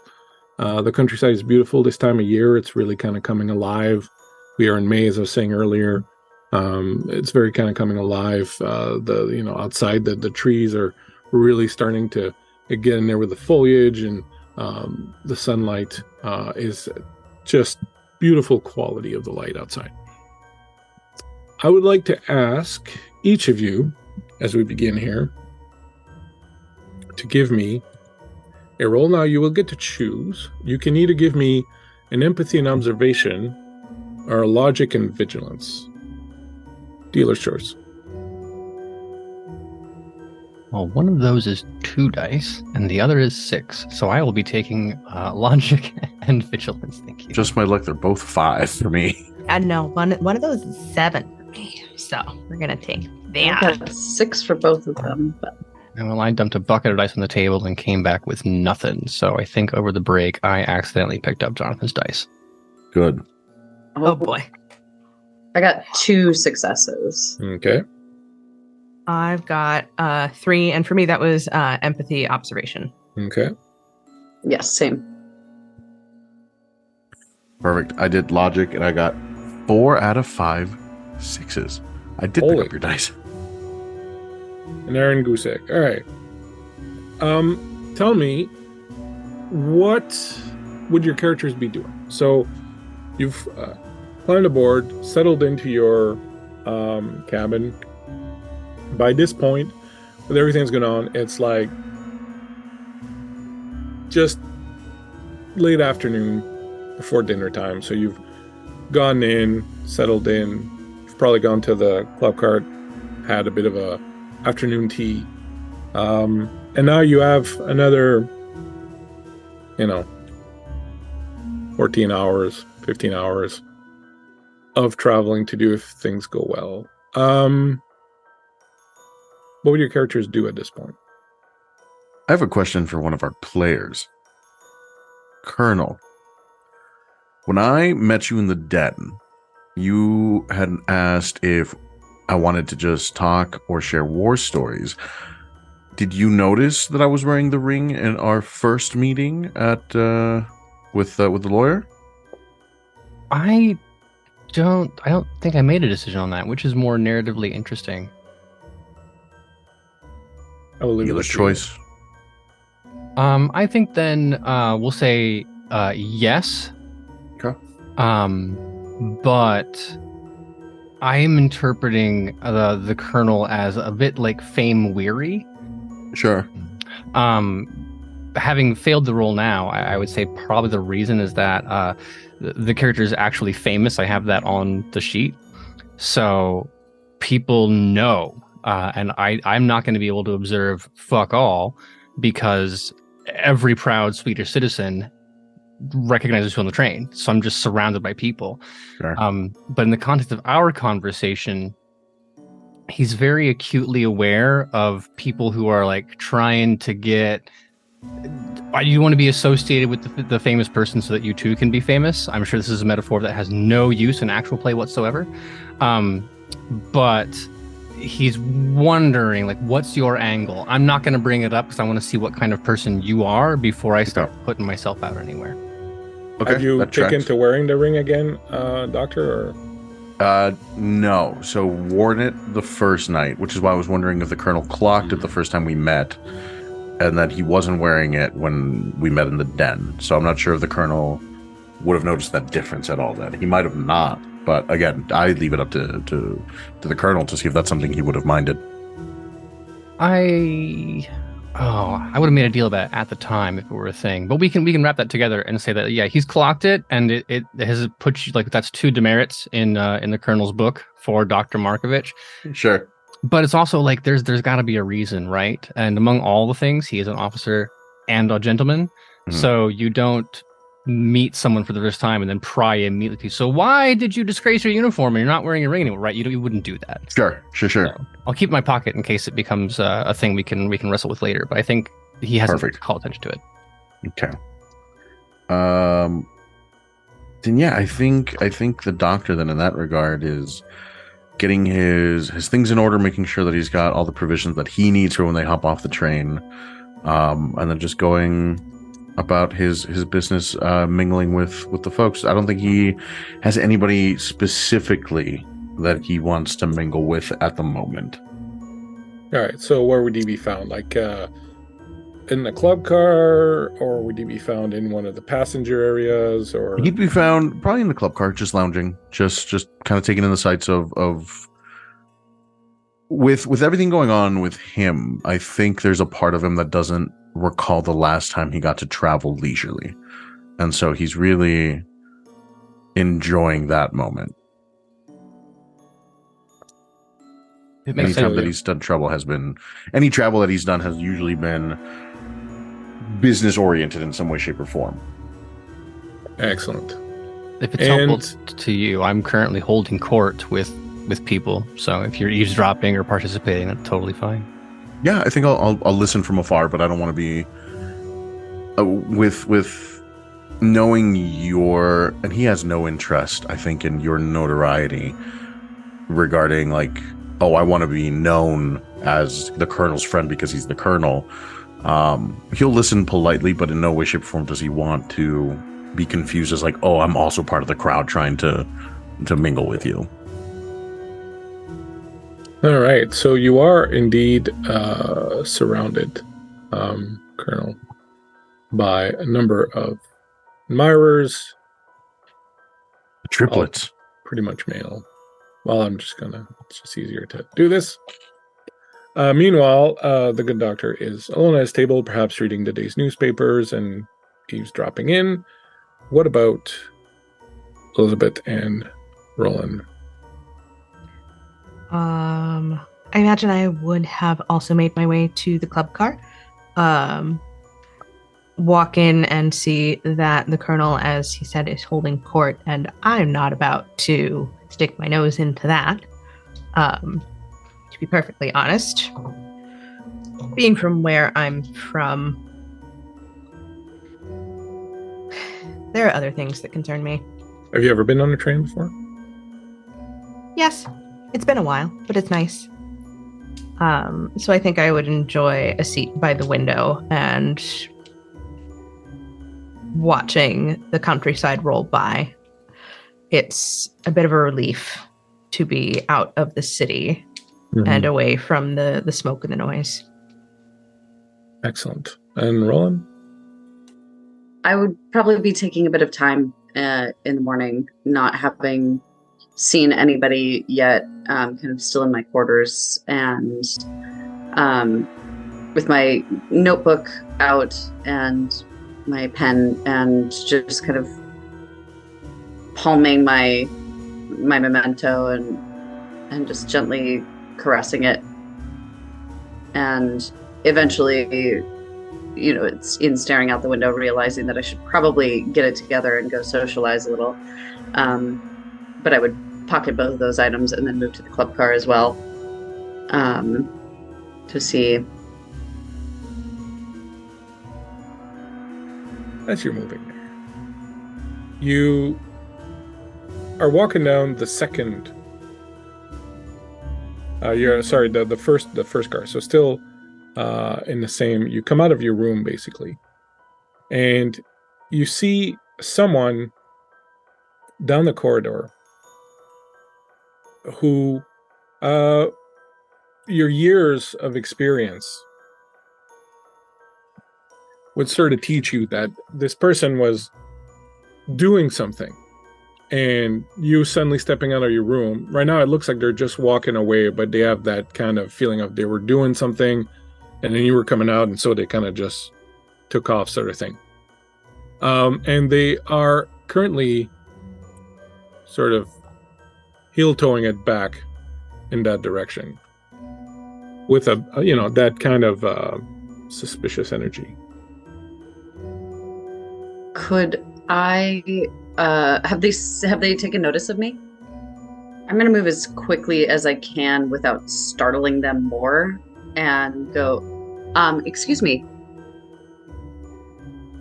And just for the sake of the audience who can't see the VTT, we're talking about someone was creeping around the sleeper cars where two of our rooms are. That's right. Sorry, I have it. The figure stops, pulls their hat down a little bit, and turns around. Roland, fancy meeting you here. Oh, you son of a bitch. And I shake his hand. Well. I thought I saw you earlier in the club car, but I wasn't too sure. Not that you're quite inconspicuous or anything, but you seem to be with friends, and I didn't want to intrude or anything. Please, it's no trouble whatsoever. What were you doing? Oh, you know me, always working. How have you been? No. Don't skirt my question. What were you doing? I'm not doing Erling, don't lie to me. I'm just interested. Can I intimidate him in the hallway? I'd like to kind of pin him up against the wall. Oh, you want to go physical with him? Yeah, I want to pin him up against the wall. Go for it. He's not going to resist. He's not going to resist. You're going to grab him and kind of slam him. I'm like, hey. And I hold him very closely. I know. I know. And I just kind of grab his cheek. You're not. I hold him oh, mad. Huh. I'm furious. What are you doing? I'm working. What were you doing near the good doctor's room is my good question. Bringing him room service? I was trying to break in, all right? I was trying to break in. Look. Now, why would you be trying to break into my friend's room? First of all, I didn't know he was your friend. Second of all, I'm working. Can you put me down? Can we have a civilized discussion about this? No tricks, no lies, or I will throw you out the window. Are we clear? I absolutely believe you would. And I just lower him down to the ground and kind of flatten out his lapels. Is that really necessary? With you? Yes. Well, I would have given you professional courtesy. Come on, you're hurting my feelings now. Well, then give us the professional courtesy. Yeah, well, you want to do this here? What do you want to do? Come with me. I go back to my quarters. Okay. You walk in, you're like, well, traveling in luxury. Well, I'm on a job myself. Very nice. Who's footing the bill for this? I don't see how that's any of your concern. Oh, you want me to give you a professional courtesy, but you won't give it to me? That seems very one-way street of you. I think you perhaps owe me first before I owe you.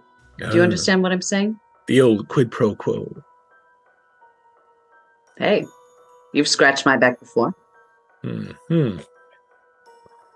Well, since you are being so polite and professional, you have anything to drink in this palace of yours here? Of course. And I cross over to the kind of sideboard and kind of futz around with the bottles until I find a bottle of kind of deep green liquid. I go, pop it, say, for old time's sake. I start you're talking pouring out language.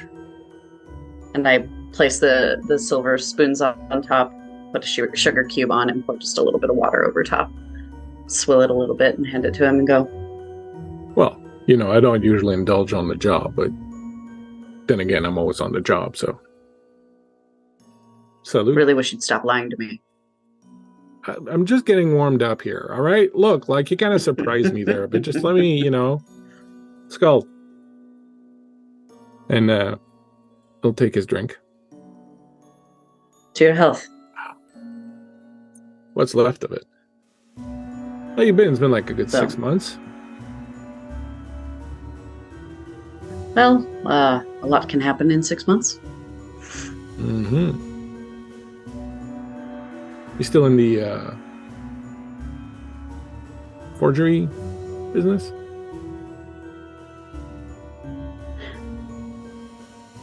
No, and I think you would know that. Oh, well, I don't really pay attention to scuttlebutt. I like facts. No, I, first of all, was never the one in the biz, as it were, and second of all, no, I'm not. Well, no story was ever written that didn't end sadly, I guess. You could say that again. I take a sip. Are you okay? A lot on my mind.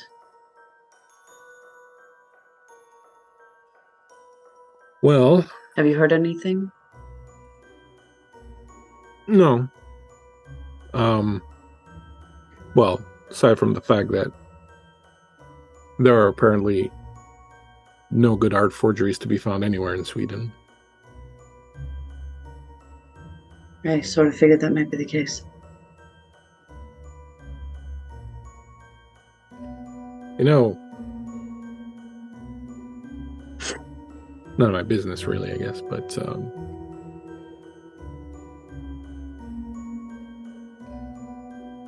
well, my grandmother used to say, things happen for a reason, Yes. Things happen for a reason.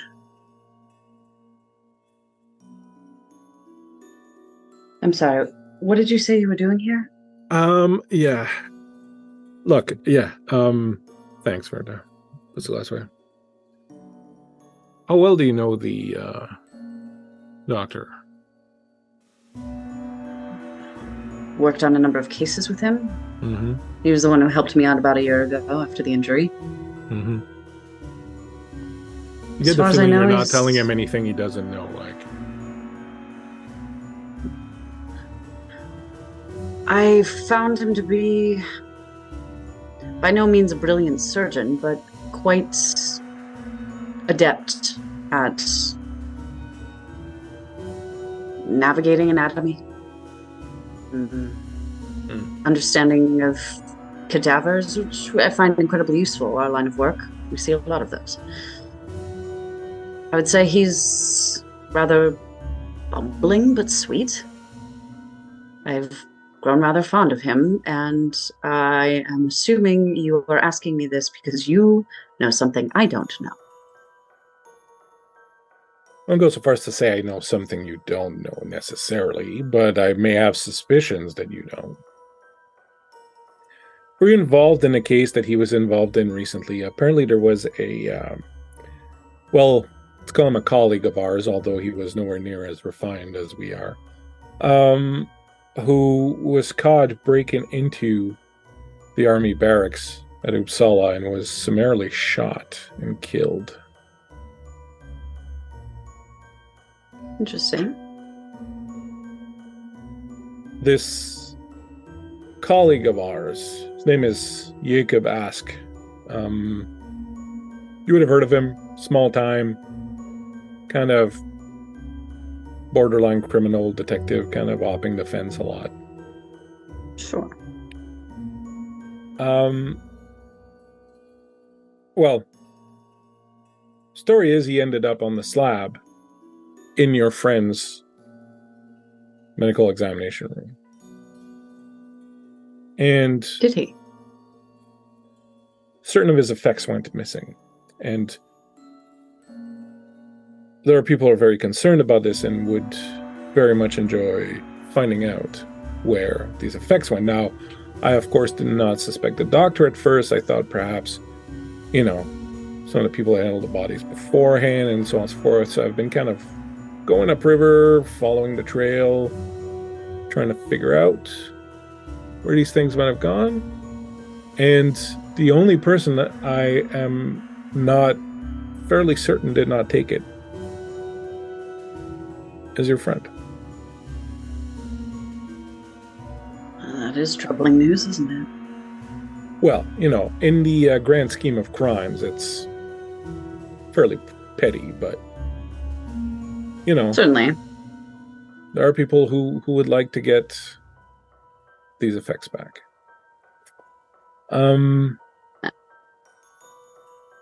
I thought maybe I'd take a look in his room, see if they were there. If they were, I'd confront him. But, like the wolfhound that you are, you sniffed me out just in time, just before I got to get in there. I do have a knack for that, don't I? Well, it's kind of made your career. How about this? I will do my own brand of sleuthing, see what I can find out. If Drago trusts me, then maybe he'd be willing to divulge where he received certain items from. A ring, very specifically, is what I'm looking for. A ring? Go on. From Military Academy, I have a drawing that I got from the people who are interested in this. It's kind of, gaudy and ram-like in its size and ostentatiousness, but they like that sort of thing. I guess it's so they can use it as a weapon if they run out of bullets. I think you might be right. Yeah. And I fold it up and I tuck it into my vest or my waistcoat pocket, and I say, I can't say that I've seen this ring specifically. Allow me to make it. But Allow me to make a roll to see if he feels that you're perhaps being disingenuous. As far as you're concerned, is your character lying? As far as I'm concerned, is my character line? Yeah. Oh, yes, my character's absolutely line. Right. So you may go ahead and make an empathy and manipulation roll.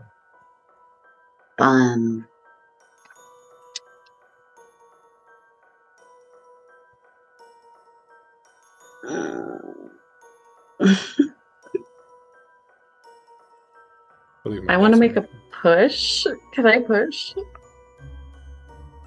I'm gonna push. You can push. You'll take a mental condition. Yeah. I'm gonna take frightened's probably the closest, but I think it's anxious about being called out. I only had one success on my push. Okay. Well, if you do see it, or if you do, obliquely approach the subject with him, and, sometimes, look, the people I work for are not interested in prosecution. They just want the item back. And obviously, if you help me with this, throw you a finder's fee.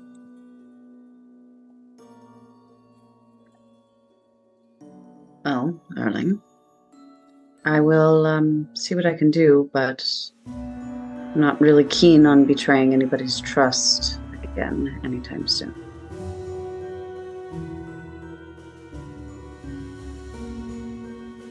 Leave it up to you. He gets up, puts his hat on. I'm on this trip until the end of it, so if ever there's anything I can do for you.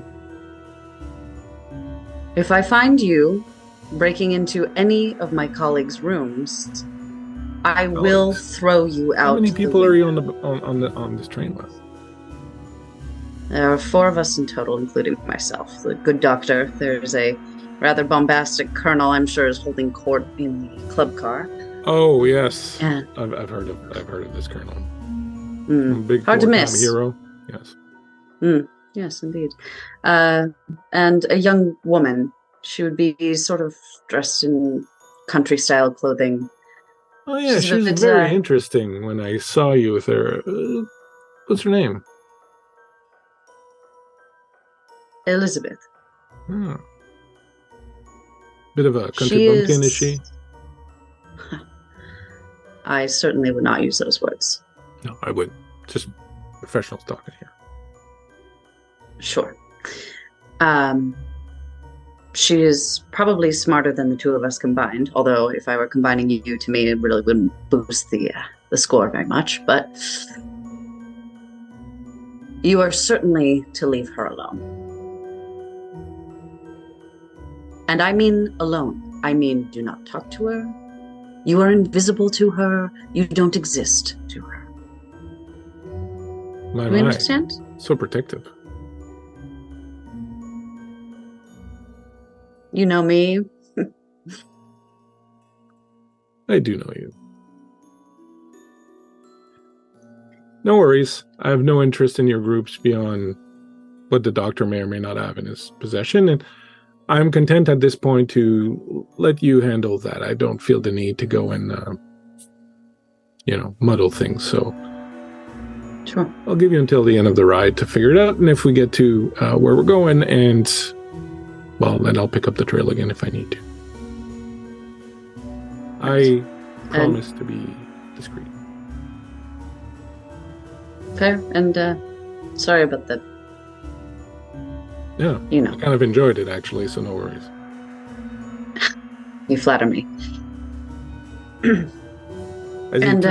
Sorry, yes? Erling, if you hear of anything in the forgery business, well, would you just keep me posted? Axel, at the end of the day, a forger is someone who specializes in what is fake. You should do well to remember that you deserve something that is true and honest.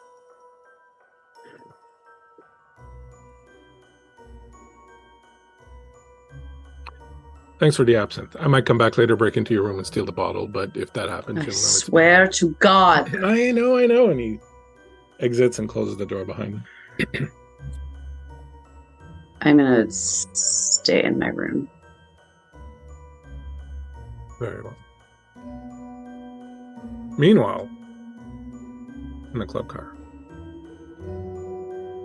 Laura, you are sitting there pointedly ignoring the captain and everybody else staring outside. You feel that presence near you again, and the voice says, "That one's interesting. Reminds me of you in many ways." What? The woman there, sitting alone in the back. Take a look. You casually take a look. You see, sitting alone at a table in the back is a woman who, reminds me of you a little bit. Means that she's got kind of that country rustic look about her clothes a little bit and whatnot. She seems a little bit out of place in here. But one look at her, one look at some of her things, and you recognize that she's someone who, like you, is well versed in the old ways.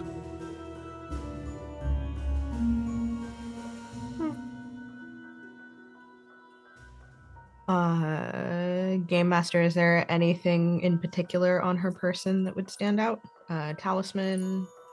So you can always do a magic roll if you want. Sure. I will do a magic roll. That's a lot of dice. I'm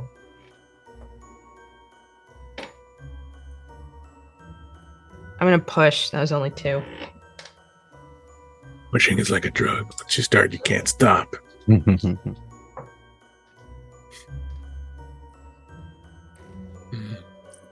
Okay, that brings it to 3. 3, wow. 666, the devil's luck. You can clearly tell that she has a few trinkets about her that are certainly of a magical nature, and furthermore, your eye, your gift, your sight reveals that she's a little bit more than a simple human being.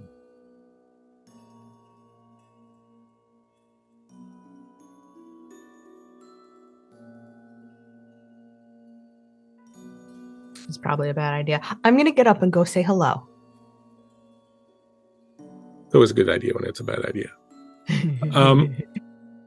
I will say the doctor and the colonel can each make vigilance rolls to see if they notice.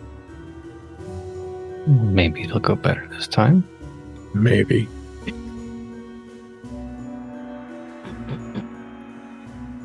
What do we roll if there's a 0 to vigilance? You roll just the stat, the ability. The okay. Something to figure out. If you get at least 1 success, you notice. That's all I'll say. You approach the table. She looks like she's trying to avoid eye contact, like she's pointedly, like, kind of very similar to you, looking out the window. She's got a little cup of tea in front of her. I will gesture to the empty seat in front of her and just ask simply, "Is the seat taken?"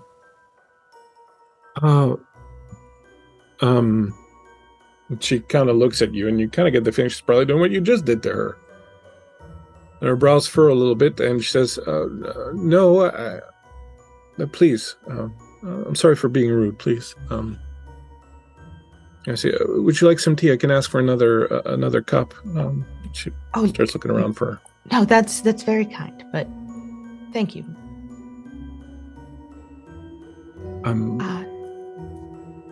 Do we know each other? No, I just We seem to have a little something in common. We're out of our depth, I suppose. Huh. Your first time on a train also. Not my first, but it's not something I do unless it is absolutely necessary. It is kind of overwhelming a little bit, the noise and the movement and the sheer speed of it. It's quite incredible. You can't really see if you're looking at the trees, but if you look at just look at the ground there, it's... Oh, no, I can't. I will be monstrously sick. It's the coal dust for me. I feel like it's everywhere. That sort of gritty but oily.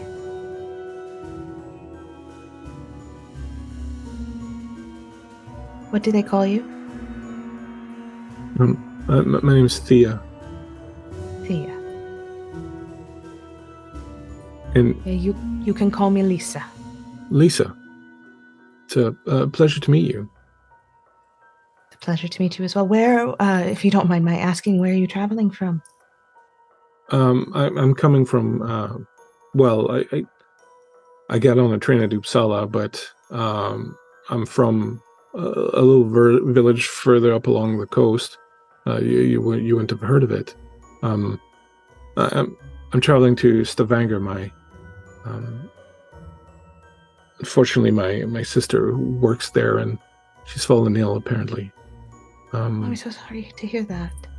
It's apparently it's turning bad. They ask for someone from the family to travel and come and see to her. To be honest, I don't even know if she'll still be with us when we get there. I hope so. I would like to see her again, but I'm sorry. And you, where are you going? Remarkably enough, we are headed to the same spot. Oh, not for the same reasons, I hope. No, I do not have those same family connections any longer, but work, I suppose you could say.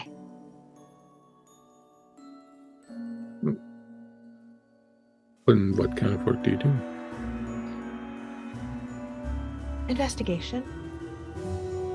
Oh, not quite what I was expecting, but that sounds fascinating. Like a criminal investigation. Are you a police officer? Oh, decidedly not. I work for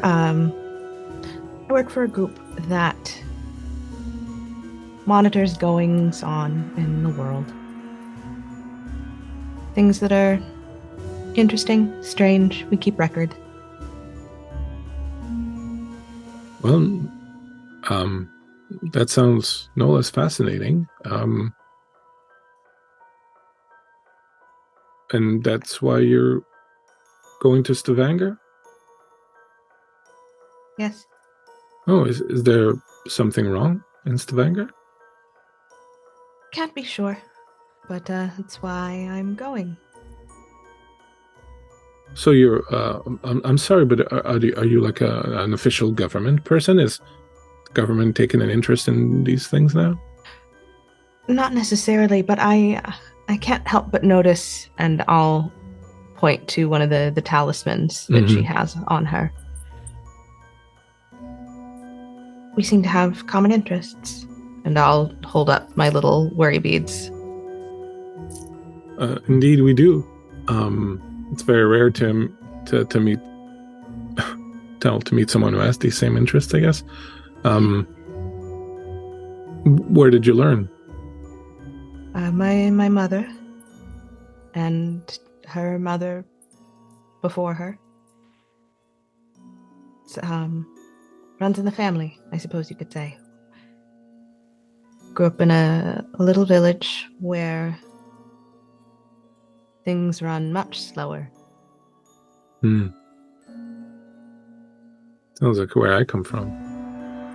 Let me ask you a personal question. Yes.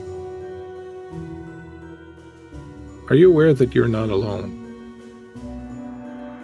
And while you ponder that, Doctor, Colonel, did either of you roll any successes? 2. I rolled 3. Wow. 8. So even from your throne, surrounded by your sycophants, I've noticed that Elizabeth has moved on to talk to somebody else. Same with you, Doctor. And you will notice this next thing also, Colonel. Doctor, as you're sitting there, kind of keeping an eye on the discussion, keeping an ear on the discussion, trying to look like you're reading your newspaper and enjoying your scone, there's a tapping at the window behind you.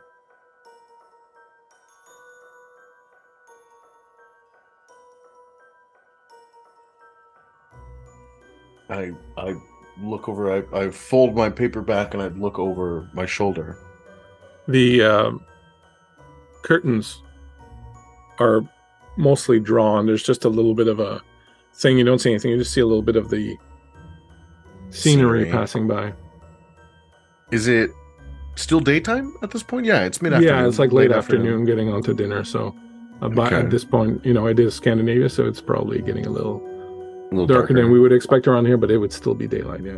I fold my newspaper up. I take a last bite of my scone really quickly, brush it off, readjust my seat, and I pull back the curtain, confused. For a moment, there's nothing there. And then very suddenly, just sort of appearing out of nowhere, is what you would only be able to describe as a skeletal face with remnants of flesh hanging off of it, wearing a kind of dark cowl that reaches a bony, sharp finger, taps at the window again at you, and points at you, and then disappears. Roll me a fear check. You get to roll either your logic or your empathy, dealer's choice, but no skill, just that. Now, the captain is near you, so I will give you the bonus for having a ally in the area, so you'll get an extra die. Do you have any mental conditions? Nope, because we've rested, so Cool. they should be gone. Right? Yep. Devil's luck. Excellent. You absolutely, completely managed to keep your cool, even as the very sight of this thing suddenly sends this shot of fear right through you. Do you don't? I will completely leave in your hand how you react, because with the 3 successes, you were super cool as a cucumber. When this thing appears, looks at you, points at you, and then disappears. Drago closes the curtain, turns back, folds his newspaper, finishes his scone, cleans himself off, and then promptly walks to go find Rollin. Colonel, are you still holding court? What are you doing at this particular point? Well, one, telling the same fucking story for the 7,000th time. Oh, we thought the line was gonna hold, and then it didn't, and I said, no, we're not, and then everyone always cheers and gasps at the same And spot. then I yelled, freedom! I'll shoot any man who lets them take this hill. Now open the cannons and give them hell, boys. It's the speech I just made up in my head. But I think it's because that speech is on autopilot. Like, they're literally just like I can flip a switch and have the wax cylinder recording, as we described, play it out of my mouth. That may be why I've noticed the things going on. But I'm right in the throes of it. We're talking about the enemy. Cannons to the right of them, cannons to the left of them, the whole... Yeah, we're talking about the enemy charge making its way up the hill and loading the grape shot into the cannons, and then just very not until the whites of their eyes kind of stuff. So what do? Do you continue, or do you want to do something? I just want to check in to see if you want to... Oh, I was setting the tone there. So chronologically then, I have not seen the glass tapping, but I have seen Draco take off. Drago, would you rate like in your face, scale from 1 to 10, like creepy urgency factor? No. Viewers, I apologize for this vision that I'm about to create in your mind here. But you know when no pun intended, somebody rolls the dice on some flatulence and they lost the game? You know that oh crap look? Again, no pun intended. That's kind of the look that he's getting. That just went from to I have to leave. Oh, then I think it's 100% like that. Without I can see Elizabeth, like, and as far as I know, she's just communicating with a stranger, and I see Drago gamble and miss. Because you've seen Drago. I don't think at this point you've seen him eat anything other than scones, biscuits, and little cucumber sandwiches. Tons of coffee and tea. So your boys, Yeah, like dietarily, you could stand for some cheese would probably help a counteract little protein that. would go a long way, and fiber. Some at this roughage. point. Some rough. Honestly, yeah. But so the point, like, all of this looks, I don't want to say normal because I don't want to give Elizabeth like creepy bonding with strangers or Draco possibly shitting his pants the label of normal. But it's not so far out of the realm of possibility for the Colonel that, like, I'm refiling that away as like, okay, these are the people I'm working with. I mean, I knew I was getting myself into something, but this is a bit much. And then once that's like been clocked, then it's back into the story because I have to be on for not for the fans, but for the people. Okay. So you're heading for Rollin, Doctor? All right. On your way Yes, there, sir. you'll pass a man who tips his hat at you and smells faintly of absinthe. I clock it, but I just clock the smell as I put up the handkerchief again, which I always put the handkerchief away and it finds its way into my hand without me realizing it. And again, I clock it, and once again, that look of disapproval as I stuff it deeper into my pocket this time and keep making my way down. All right, no problem. I'll get back to Laura in a second here. You get to the room, you knock. What is Rollin doing? Come in. It's a very Sat on frantic. those. It's almost like a Big Bang Theory. Rollin. Drago. Push the door open, turn, and immediately shut it, like both hands on it. And now I'm breathing heavy. I went from breathing calmly to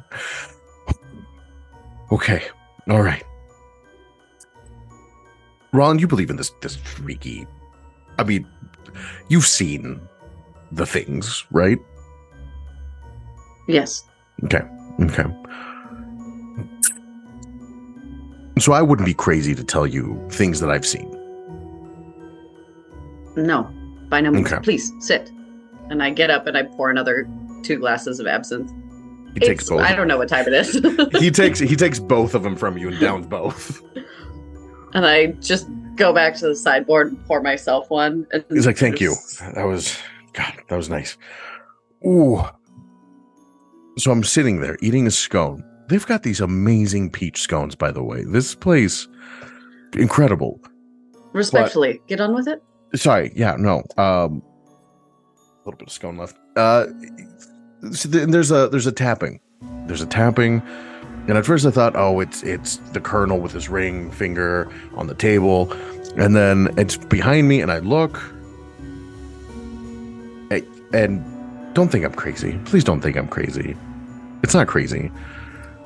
There was a skeleton. There was a thing pointing at me, and then it was gone. In the train car? On the outside of the train car.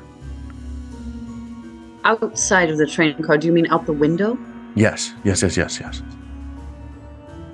I was trying to find the funnies in my newspaper. At this, I pause and I just back very casually up against the door and I lean on it with my drink. And I go, finding the funnies, huh? Did it look like anybody or anything you recognized? Well, here's the thing about skeletons, Roland. We all have one, and they all look just about the same. Yes. So, no, I can't imagine that it looked like Grandmama. Well, I want to first express to you that I believe you. And secondly, I wanted to ask, where did you get that ring? And on that bombshell, back in the club car.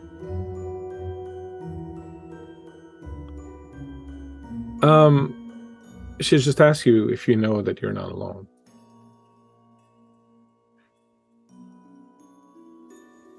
It depends on what you mean by not alone. There's someone with you. I can't see him very clearly now, but he's clearly very protective of you. The other's just there, just beyond my ability to see him. But I believe he made a point to let me know that he was there. About 4 feet tall, little horns. Is he carrying a pipe? He's not carrying it so much as he's just using it for all it's worth right now, but That makes no. I'm aware, but thank you. okay. Yes, he is very protective. Very rare to see this. I have come to understand that. He has been very helpful to me. Does he have a name? Bergamot.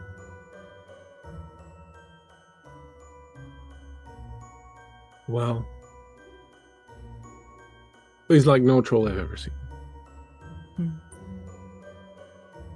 No, he was always a bit of an unusual one.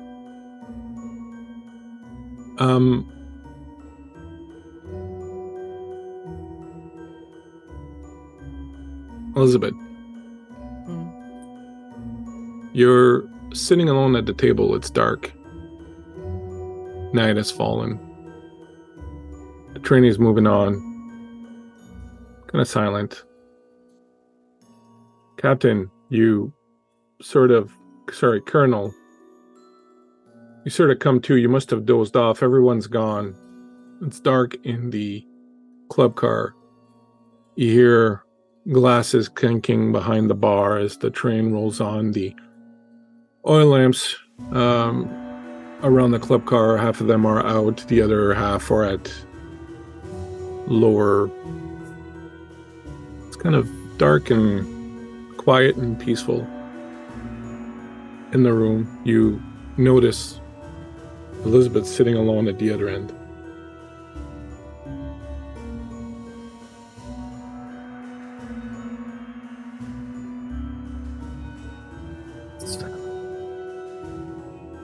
To stop drinking on the train.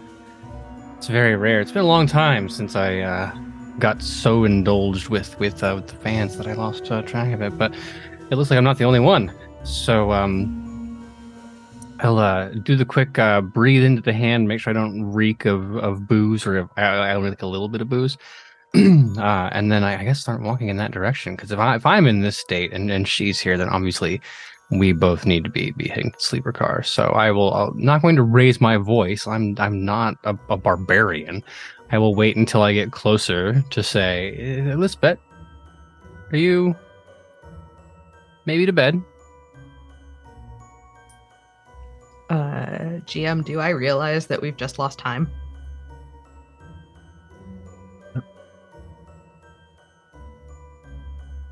I do like this better if the Colonel's oblivious and you're the one who knows.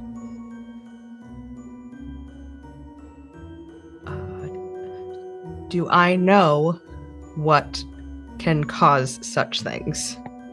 You can make a learning check. Shit. Meanwhile, back at the ranch, where did you get this ring, Doctor? First of all, question for Rowland. Did you clock the ring in the past? Bingo. Okay.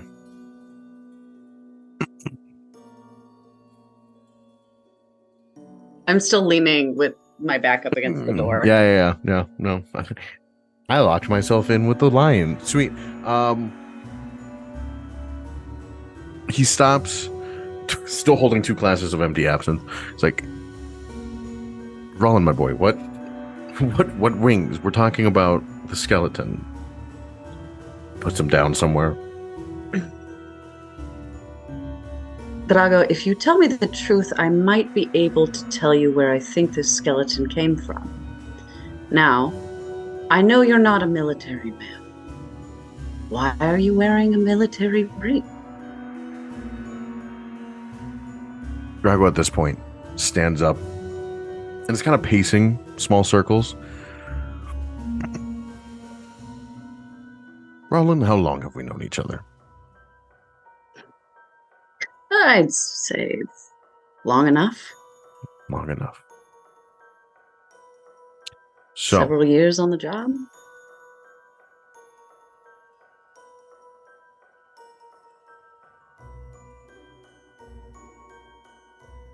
then I will ask you, Roland, when did you start noticing that I've been a little different?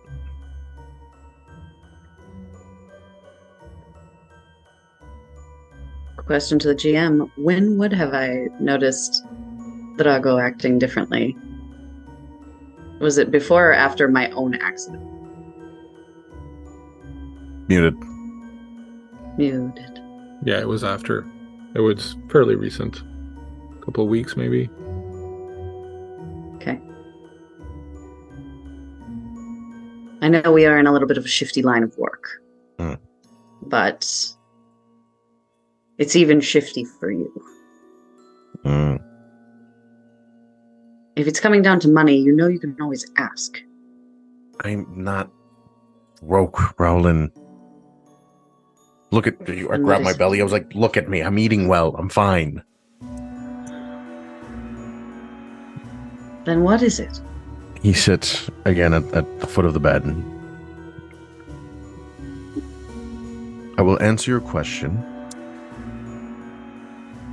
But first, another question. You've been doing this for a bit. You've seen some things. Solved some cases. Within this realm. Do you share Elizabeth's view or the Colonel's view regarding our place with the Vasen?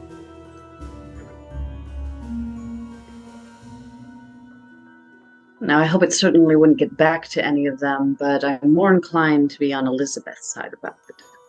I think that she knows things that we do not.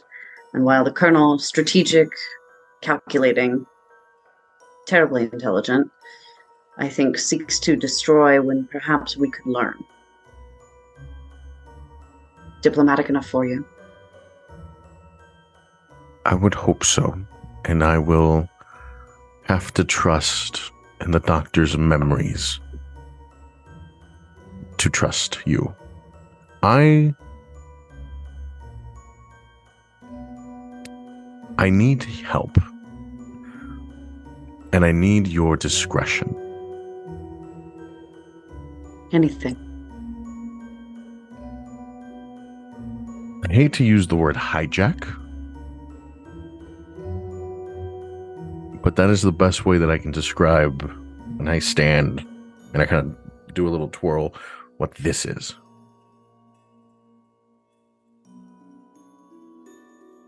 What? Doc, he's alive. Oh, fuck. Can I activate my eye? You can, and just as you do, you hear the unmistakable sound of a gunshot ringing out throughout the train, followed by a scream.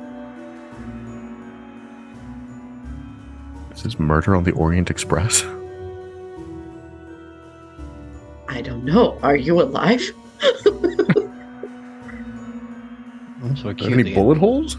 acutely interested in whether I hear that gunshot any Yeah, louder. we'll get to that momentarily. What do? Do you turn on your eye? As you turn on your eye and you look at the doctor, you see, for lack of a better word, or better description rather,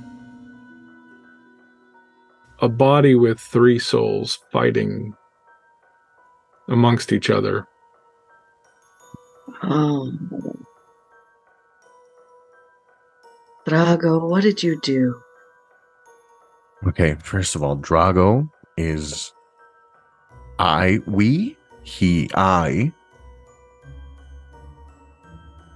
got jumped.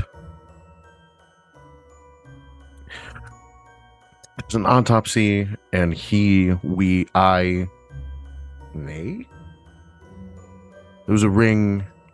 Just to be sure, you're just ignoring the gunshot. Just for a second. Just for a second. My We're gonna best get back to friend that. just told me he's full of ghosts, so... Okay, no, I'm just saying, like, you know. Like, first of all, when I hear the gunshot, I do a quick check. Am I shot? No, you seem okay. Okay, I'm like, all right, we'll Am address I this shot? after. No, you seem fine. Okay, I'm gonna acknowledge it. I'll be like, we're gonna do, and then the gunshot, right? Put a pin in this. I'm sorry. We need... Order of operations. Yeah. Oh my god, full of ghosts. And I open the door and I throw it open and like peer out into the hall. We Scooby-Doo stack each other as we look out the hall. Yeah, you see nothing down the hall except that it's dark, like it's the middle of the night. I call out, Elizabeth? Colonel. Do I clock that we just skipped from it being kind of dark to now? Yeah. Rowland. Yes. Rowland, it shouldn't be this dark. I know. But we are in Scandinavia. You know, yes, but not this dark. I don't like it. You should go check it out. I'm going to try and... I think we need to... Yes. Sure, yeah, you should go check it out. That's what I said. I grab him by the wrist and I just start marching down the hall, trying to find the other two.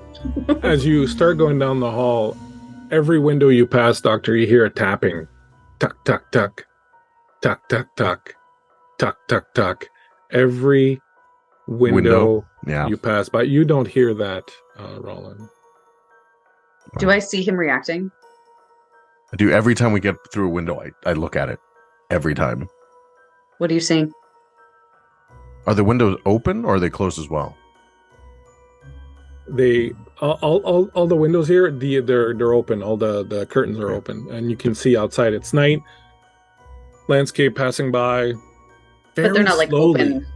Very Not open, just the slowly. blinds are pulled. Yeah. Yeah. The landscape is going by super slowly. Like, if you got out and crawled, you'd move faster than this train is moving. Oh. Do I see that white again? No. I call it a white because it's the closest thing I can That's formulate. fine. Yeah. No, you don't say anything. You just hear the tapping. I can hear the tapping again, but I don't see the thing. Well, you might yet see the thing. I think you might have the sight, friend.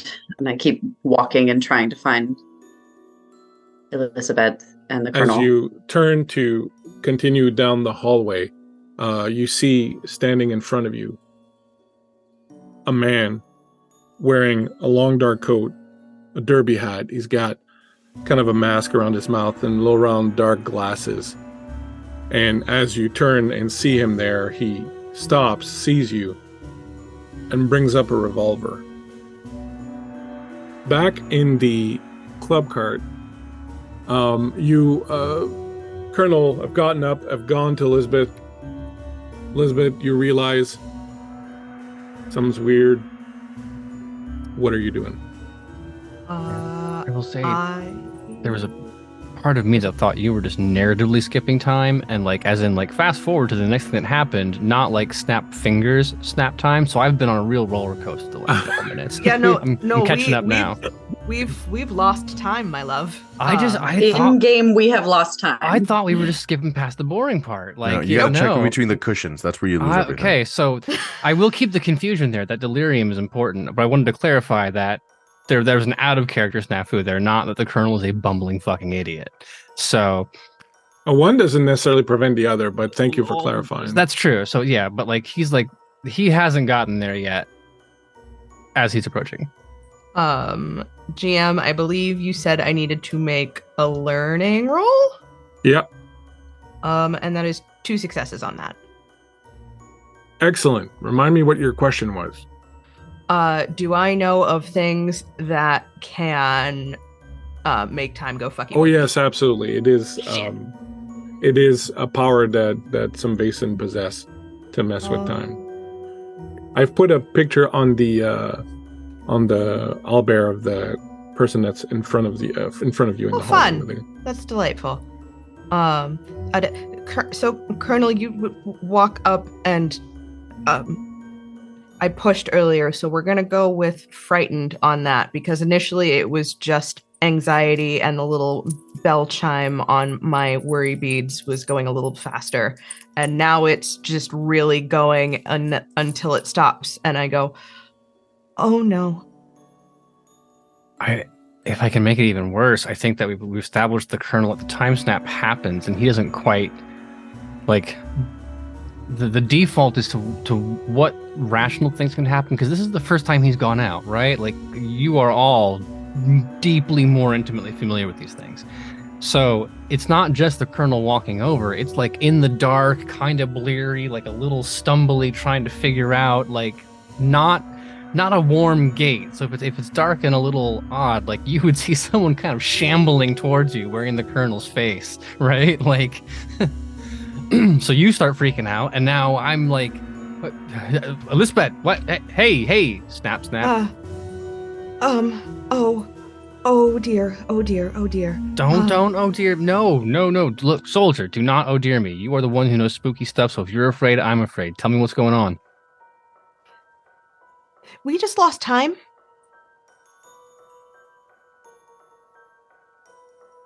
And there are things that can pull and bend time to their will, which means there's something on this train, and we should find the others.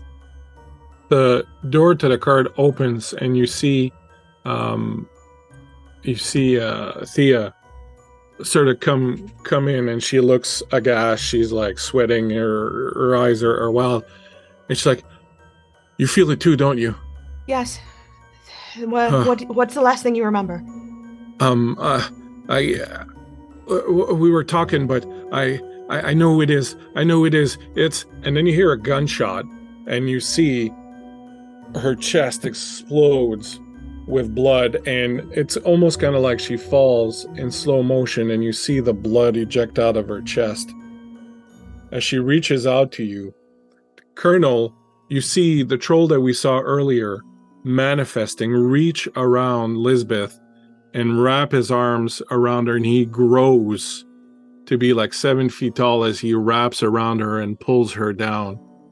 And Colonel, as you, with your reaction and your training, a gunshot is nothing to you, if not just a sign that it's time to do stuff. Whereas I'm just screaming. You turn your head in the direction of the shot, which came from the other end where the piano is, and you see this figure standing there with the revolver out, smoke coming out of the revolver. He tips his hat at you and turns over. Is he? And on that note, my friends.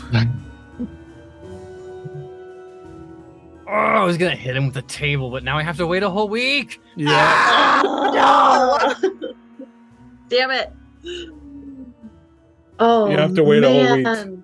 to hit him with a table. Just hold that thought. Oh, boy. A lot of bombshells.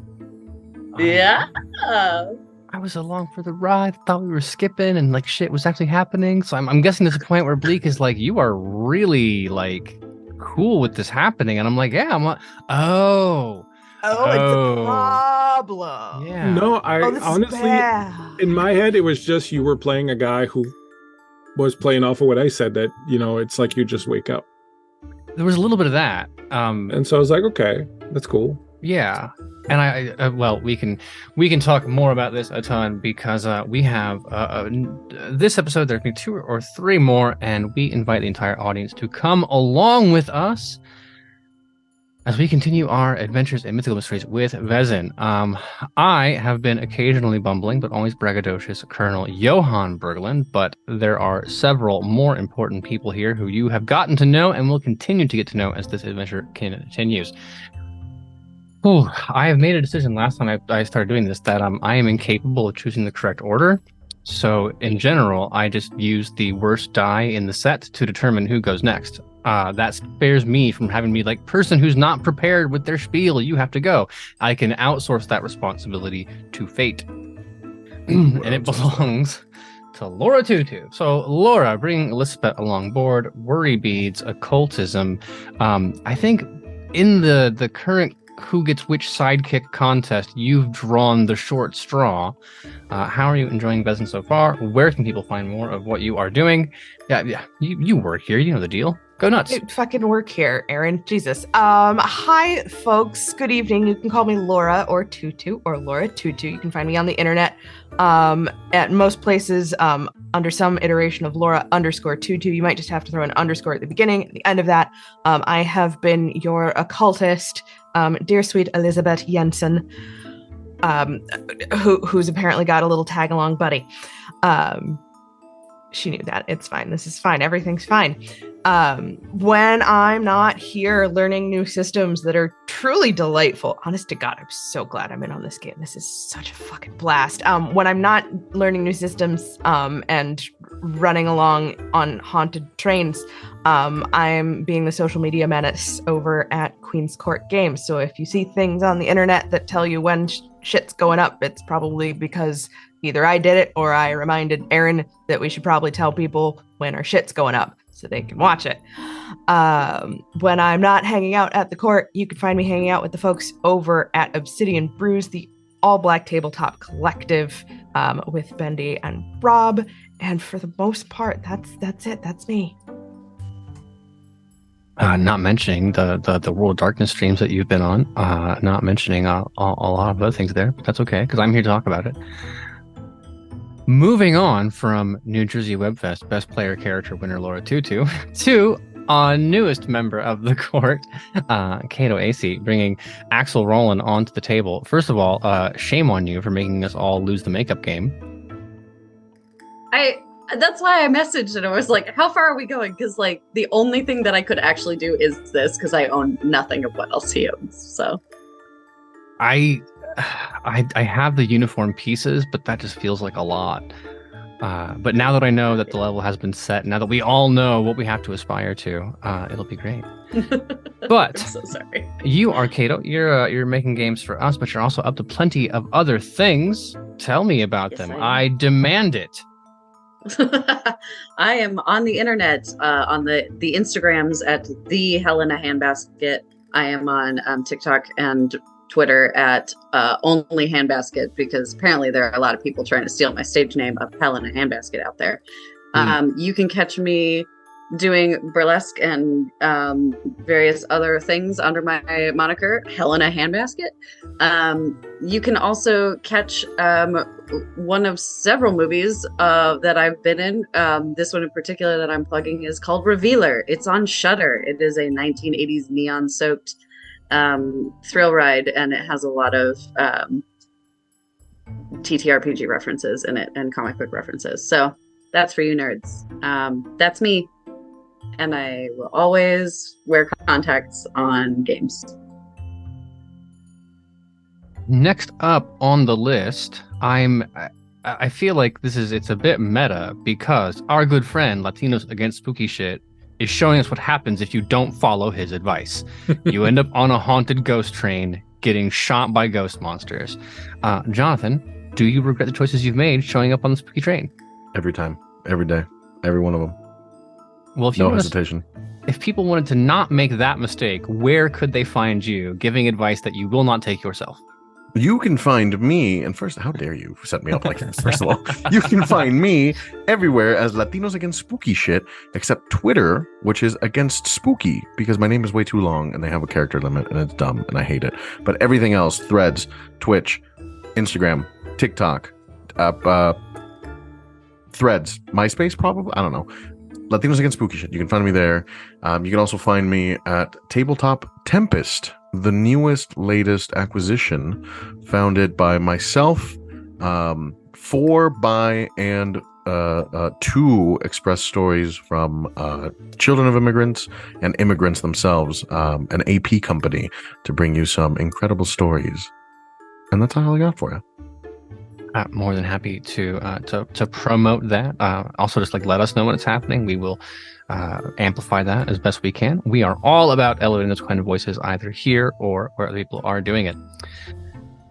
Oh boy! Speaking of elevation, Jonathan elevating the voices of children of immigrants. Bleak season elevating my heart rate.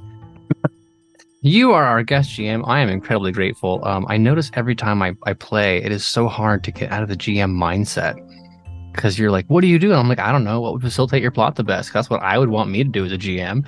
And it's a very difficult dance to do. But you have handled it well and expertly. I think we can all agree on that. If people want to see more of your GM skills on display, well, if you haven't gotten enough of me yet, you can find me everywhere pretty much as usually as the Bleak Season, because a lot of places some guy came up before me and took Bleak Season, they never used it. My website is Bleak Season Gaming, and you can find me streaming on my Twitch channel, which is called Folk and Myth, usually every Fridays, occasionally on other nights.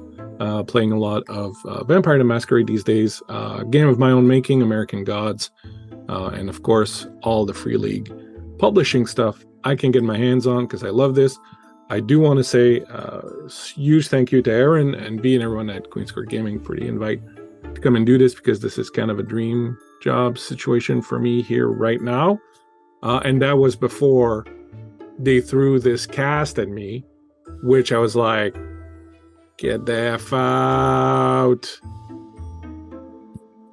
Fantastic. Like, I was floored, and I am still floored, and I'm in awe. So I stand here among giants, and I thank you all, and I appreciate you all. So looking forward to the next game. I'll have you know, there was actually a small fight in the room because we had to decide very carefully which people we could build a schedule around. Mm-hmm. And I'm not ashamed to say it. I invoked executive privilege. And I'm like, okay, first of all, mine. Then second of all, Jonathan. And whoever can make those two things work gets to play. that was the casting process. Well, we are thrilled to have you here. Your work has always been excellent. This is a meeting of all of the great things all in one room. If you would like to see more great things, back in focus, you can see us YouTube, Queen's Court Games, literally everywhere on the internet. Queen's Court Games website, queenscourt.games, except Twitter. That's Queen's Court RPGs for the same reason, or RPG for the same reason that Latinos Against Spooky Shit has to shorten theirs. You can also, if you like this kind of stuff, turns out it is not for free. And as much as we appreciate the Twitch subs and the bits and stuff, we do not like sharing your money with Jeff Bezos. He's got plenty, doesn't need it. You know what you can do? You can go to Patreon. We still have to share it because we live in late stage capitalism, but we can share less of it. And then you'll use that money to do things like compensate Jonathan for his time, because no one here works for free to compensate. Bleak Season for his creative effort, and then also pay for Adobe Premiere Pro because it gets kind of expensive. In exchange for that, you will get bonus games, you will get art, you will get all kinds of stuff. Head on over to patreon.com/QueensCourtGames, and you can see all the kind of stuff that's available there. In the meantime, I have to hit someone with a chair. Jonathan has to figure out where the ghosts came from.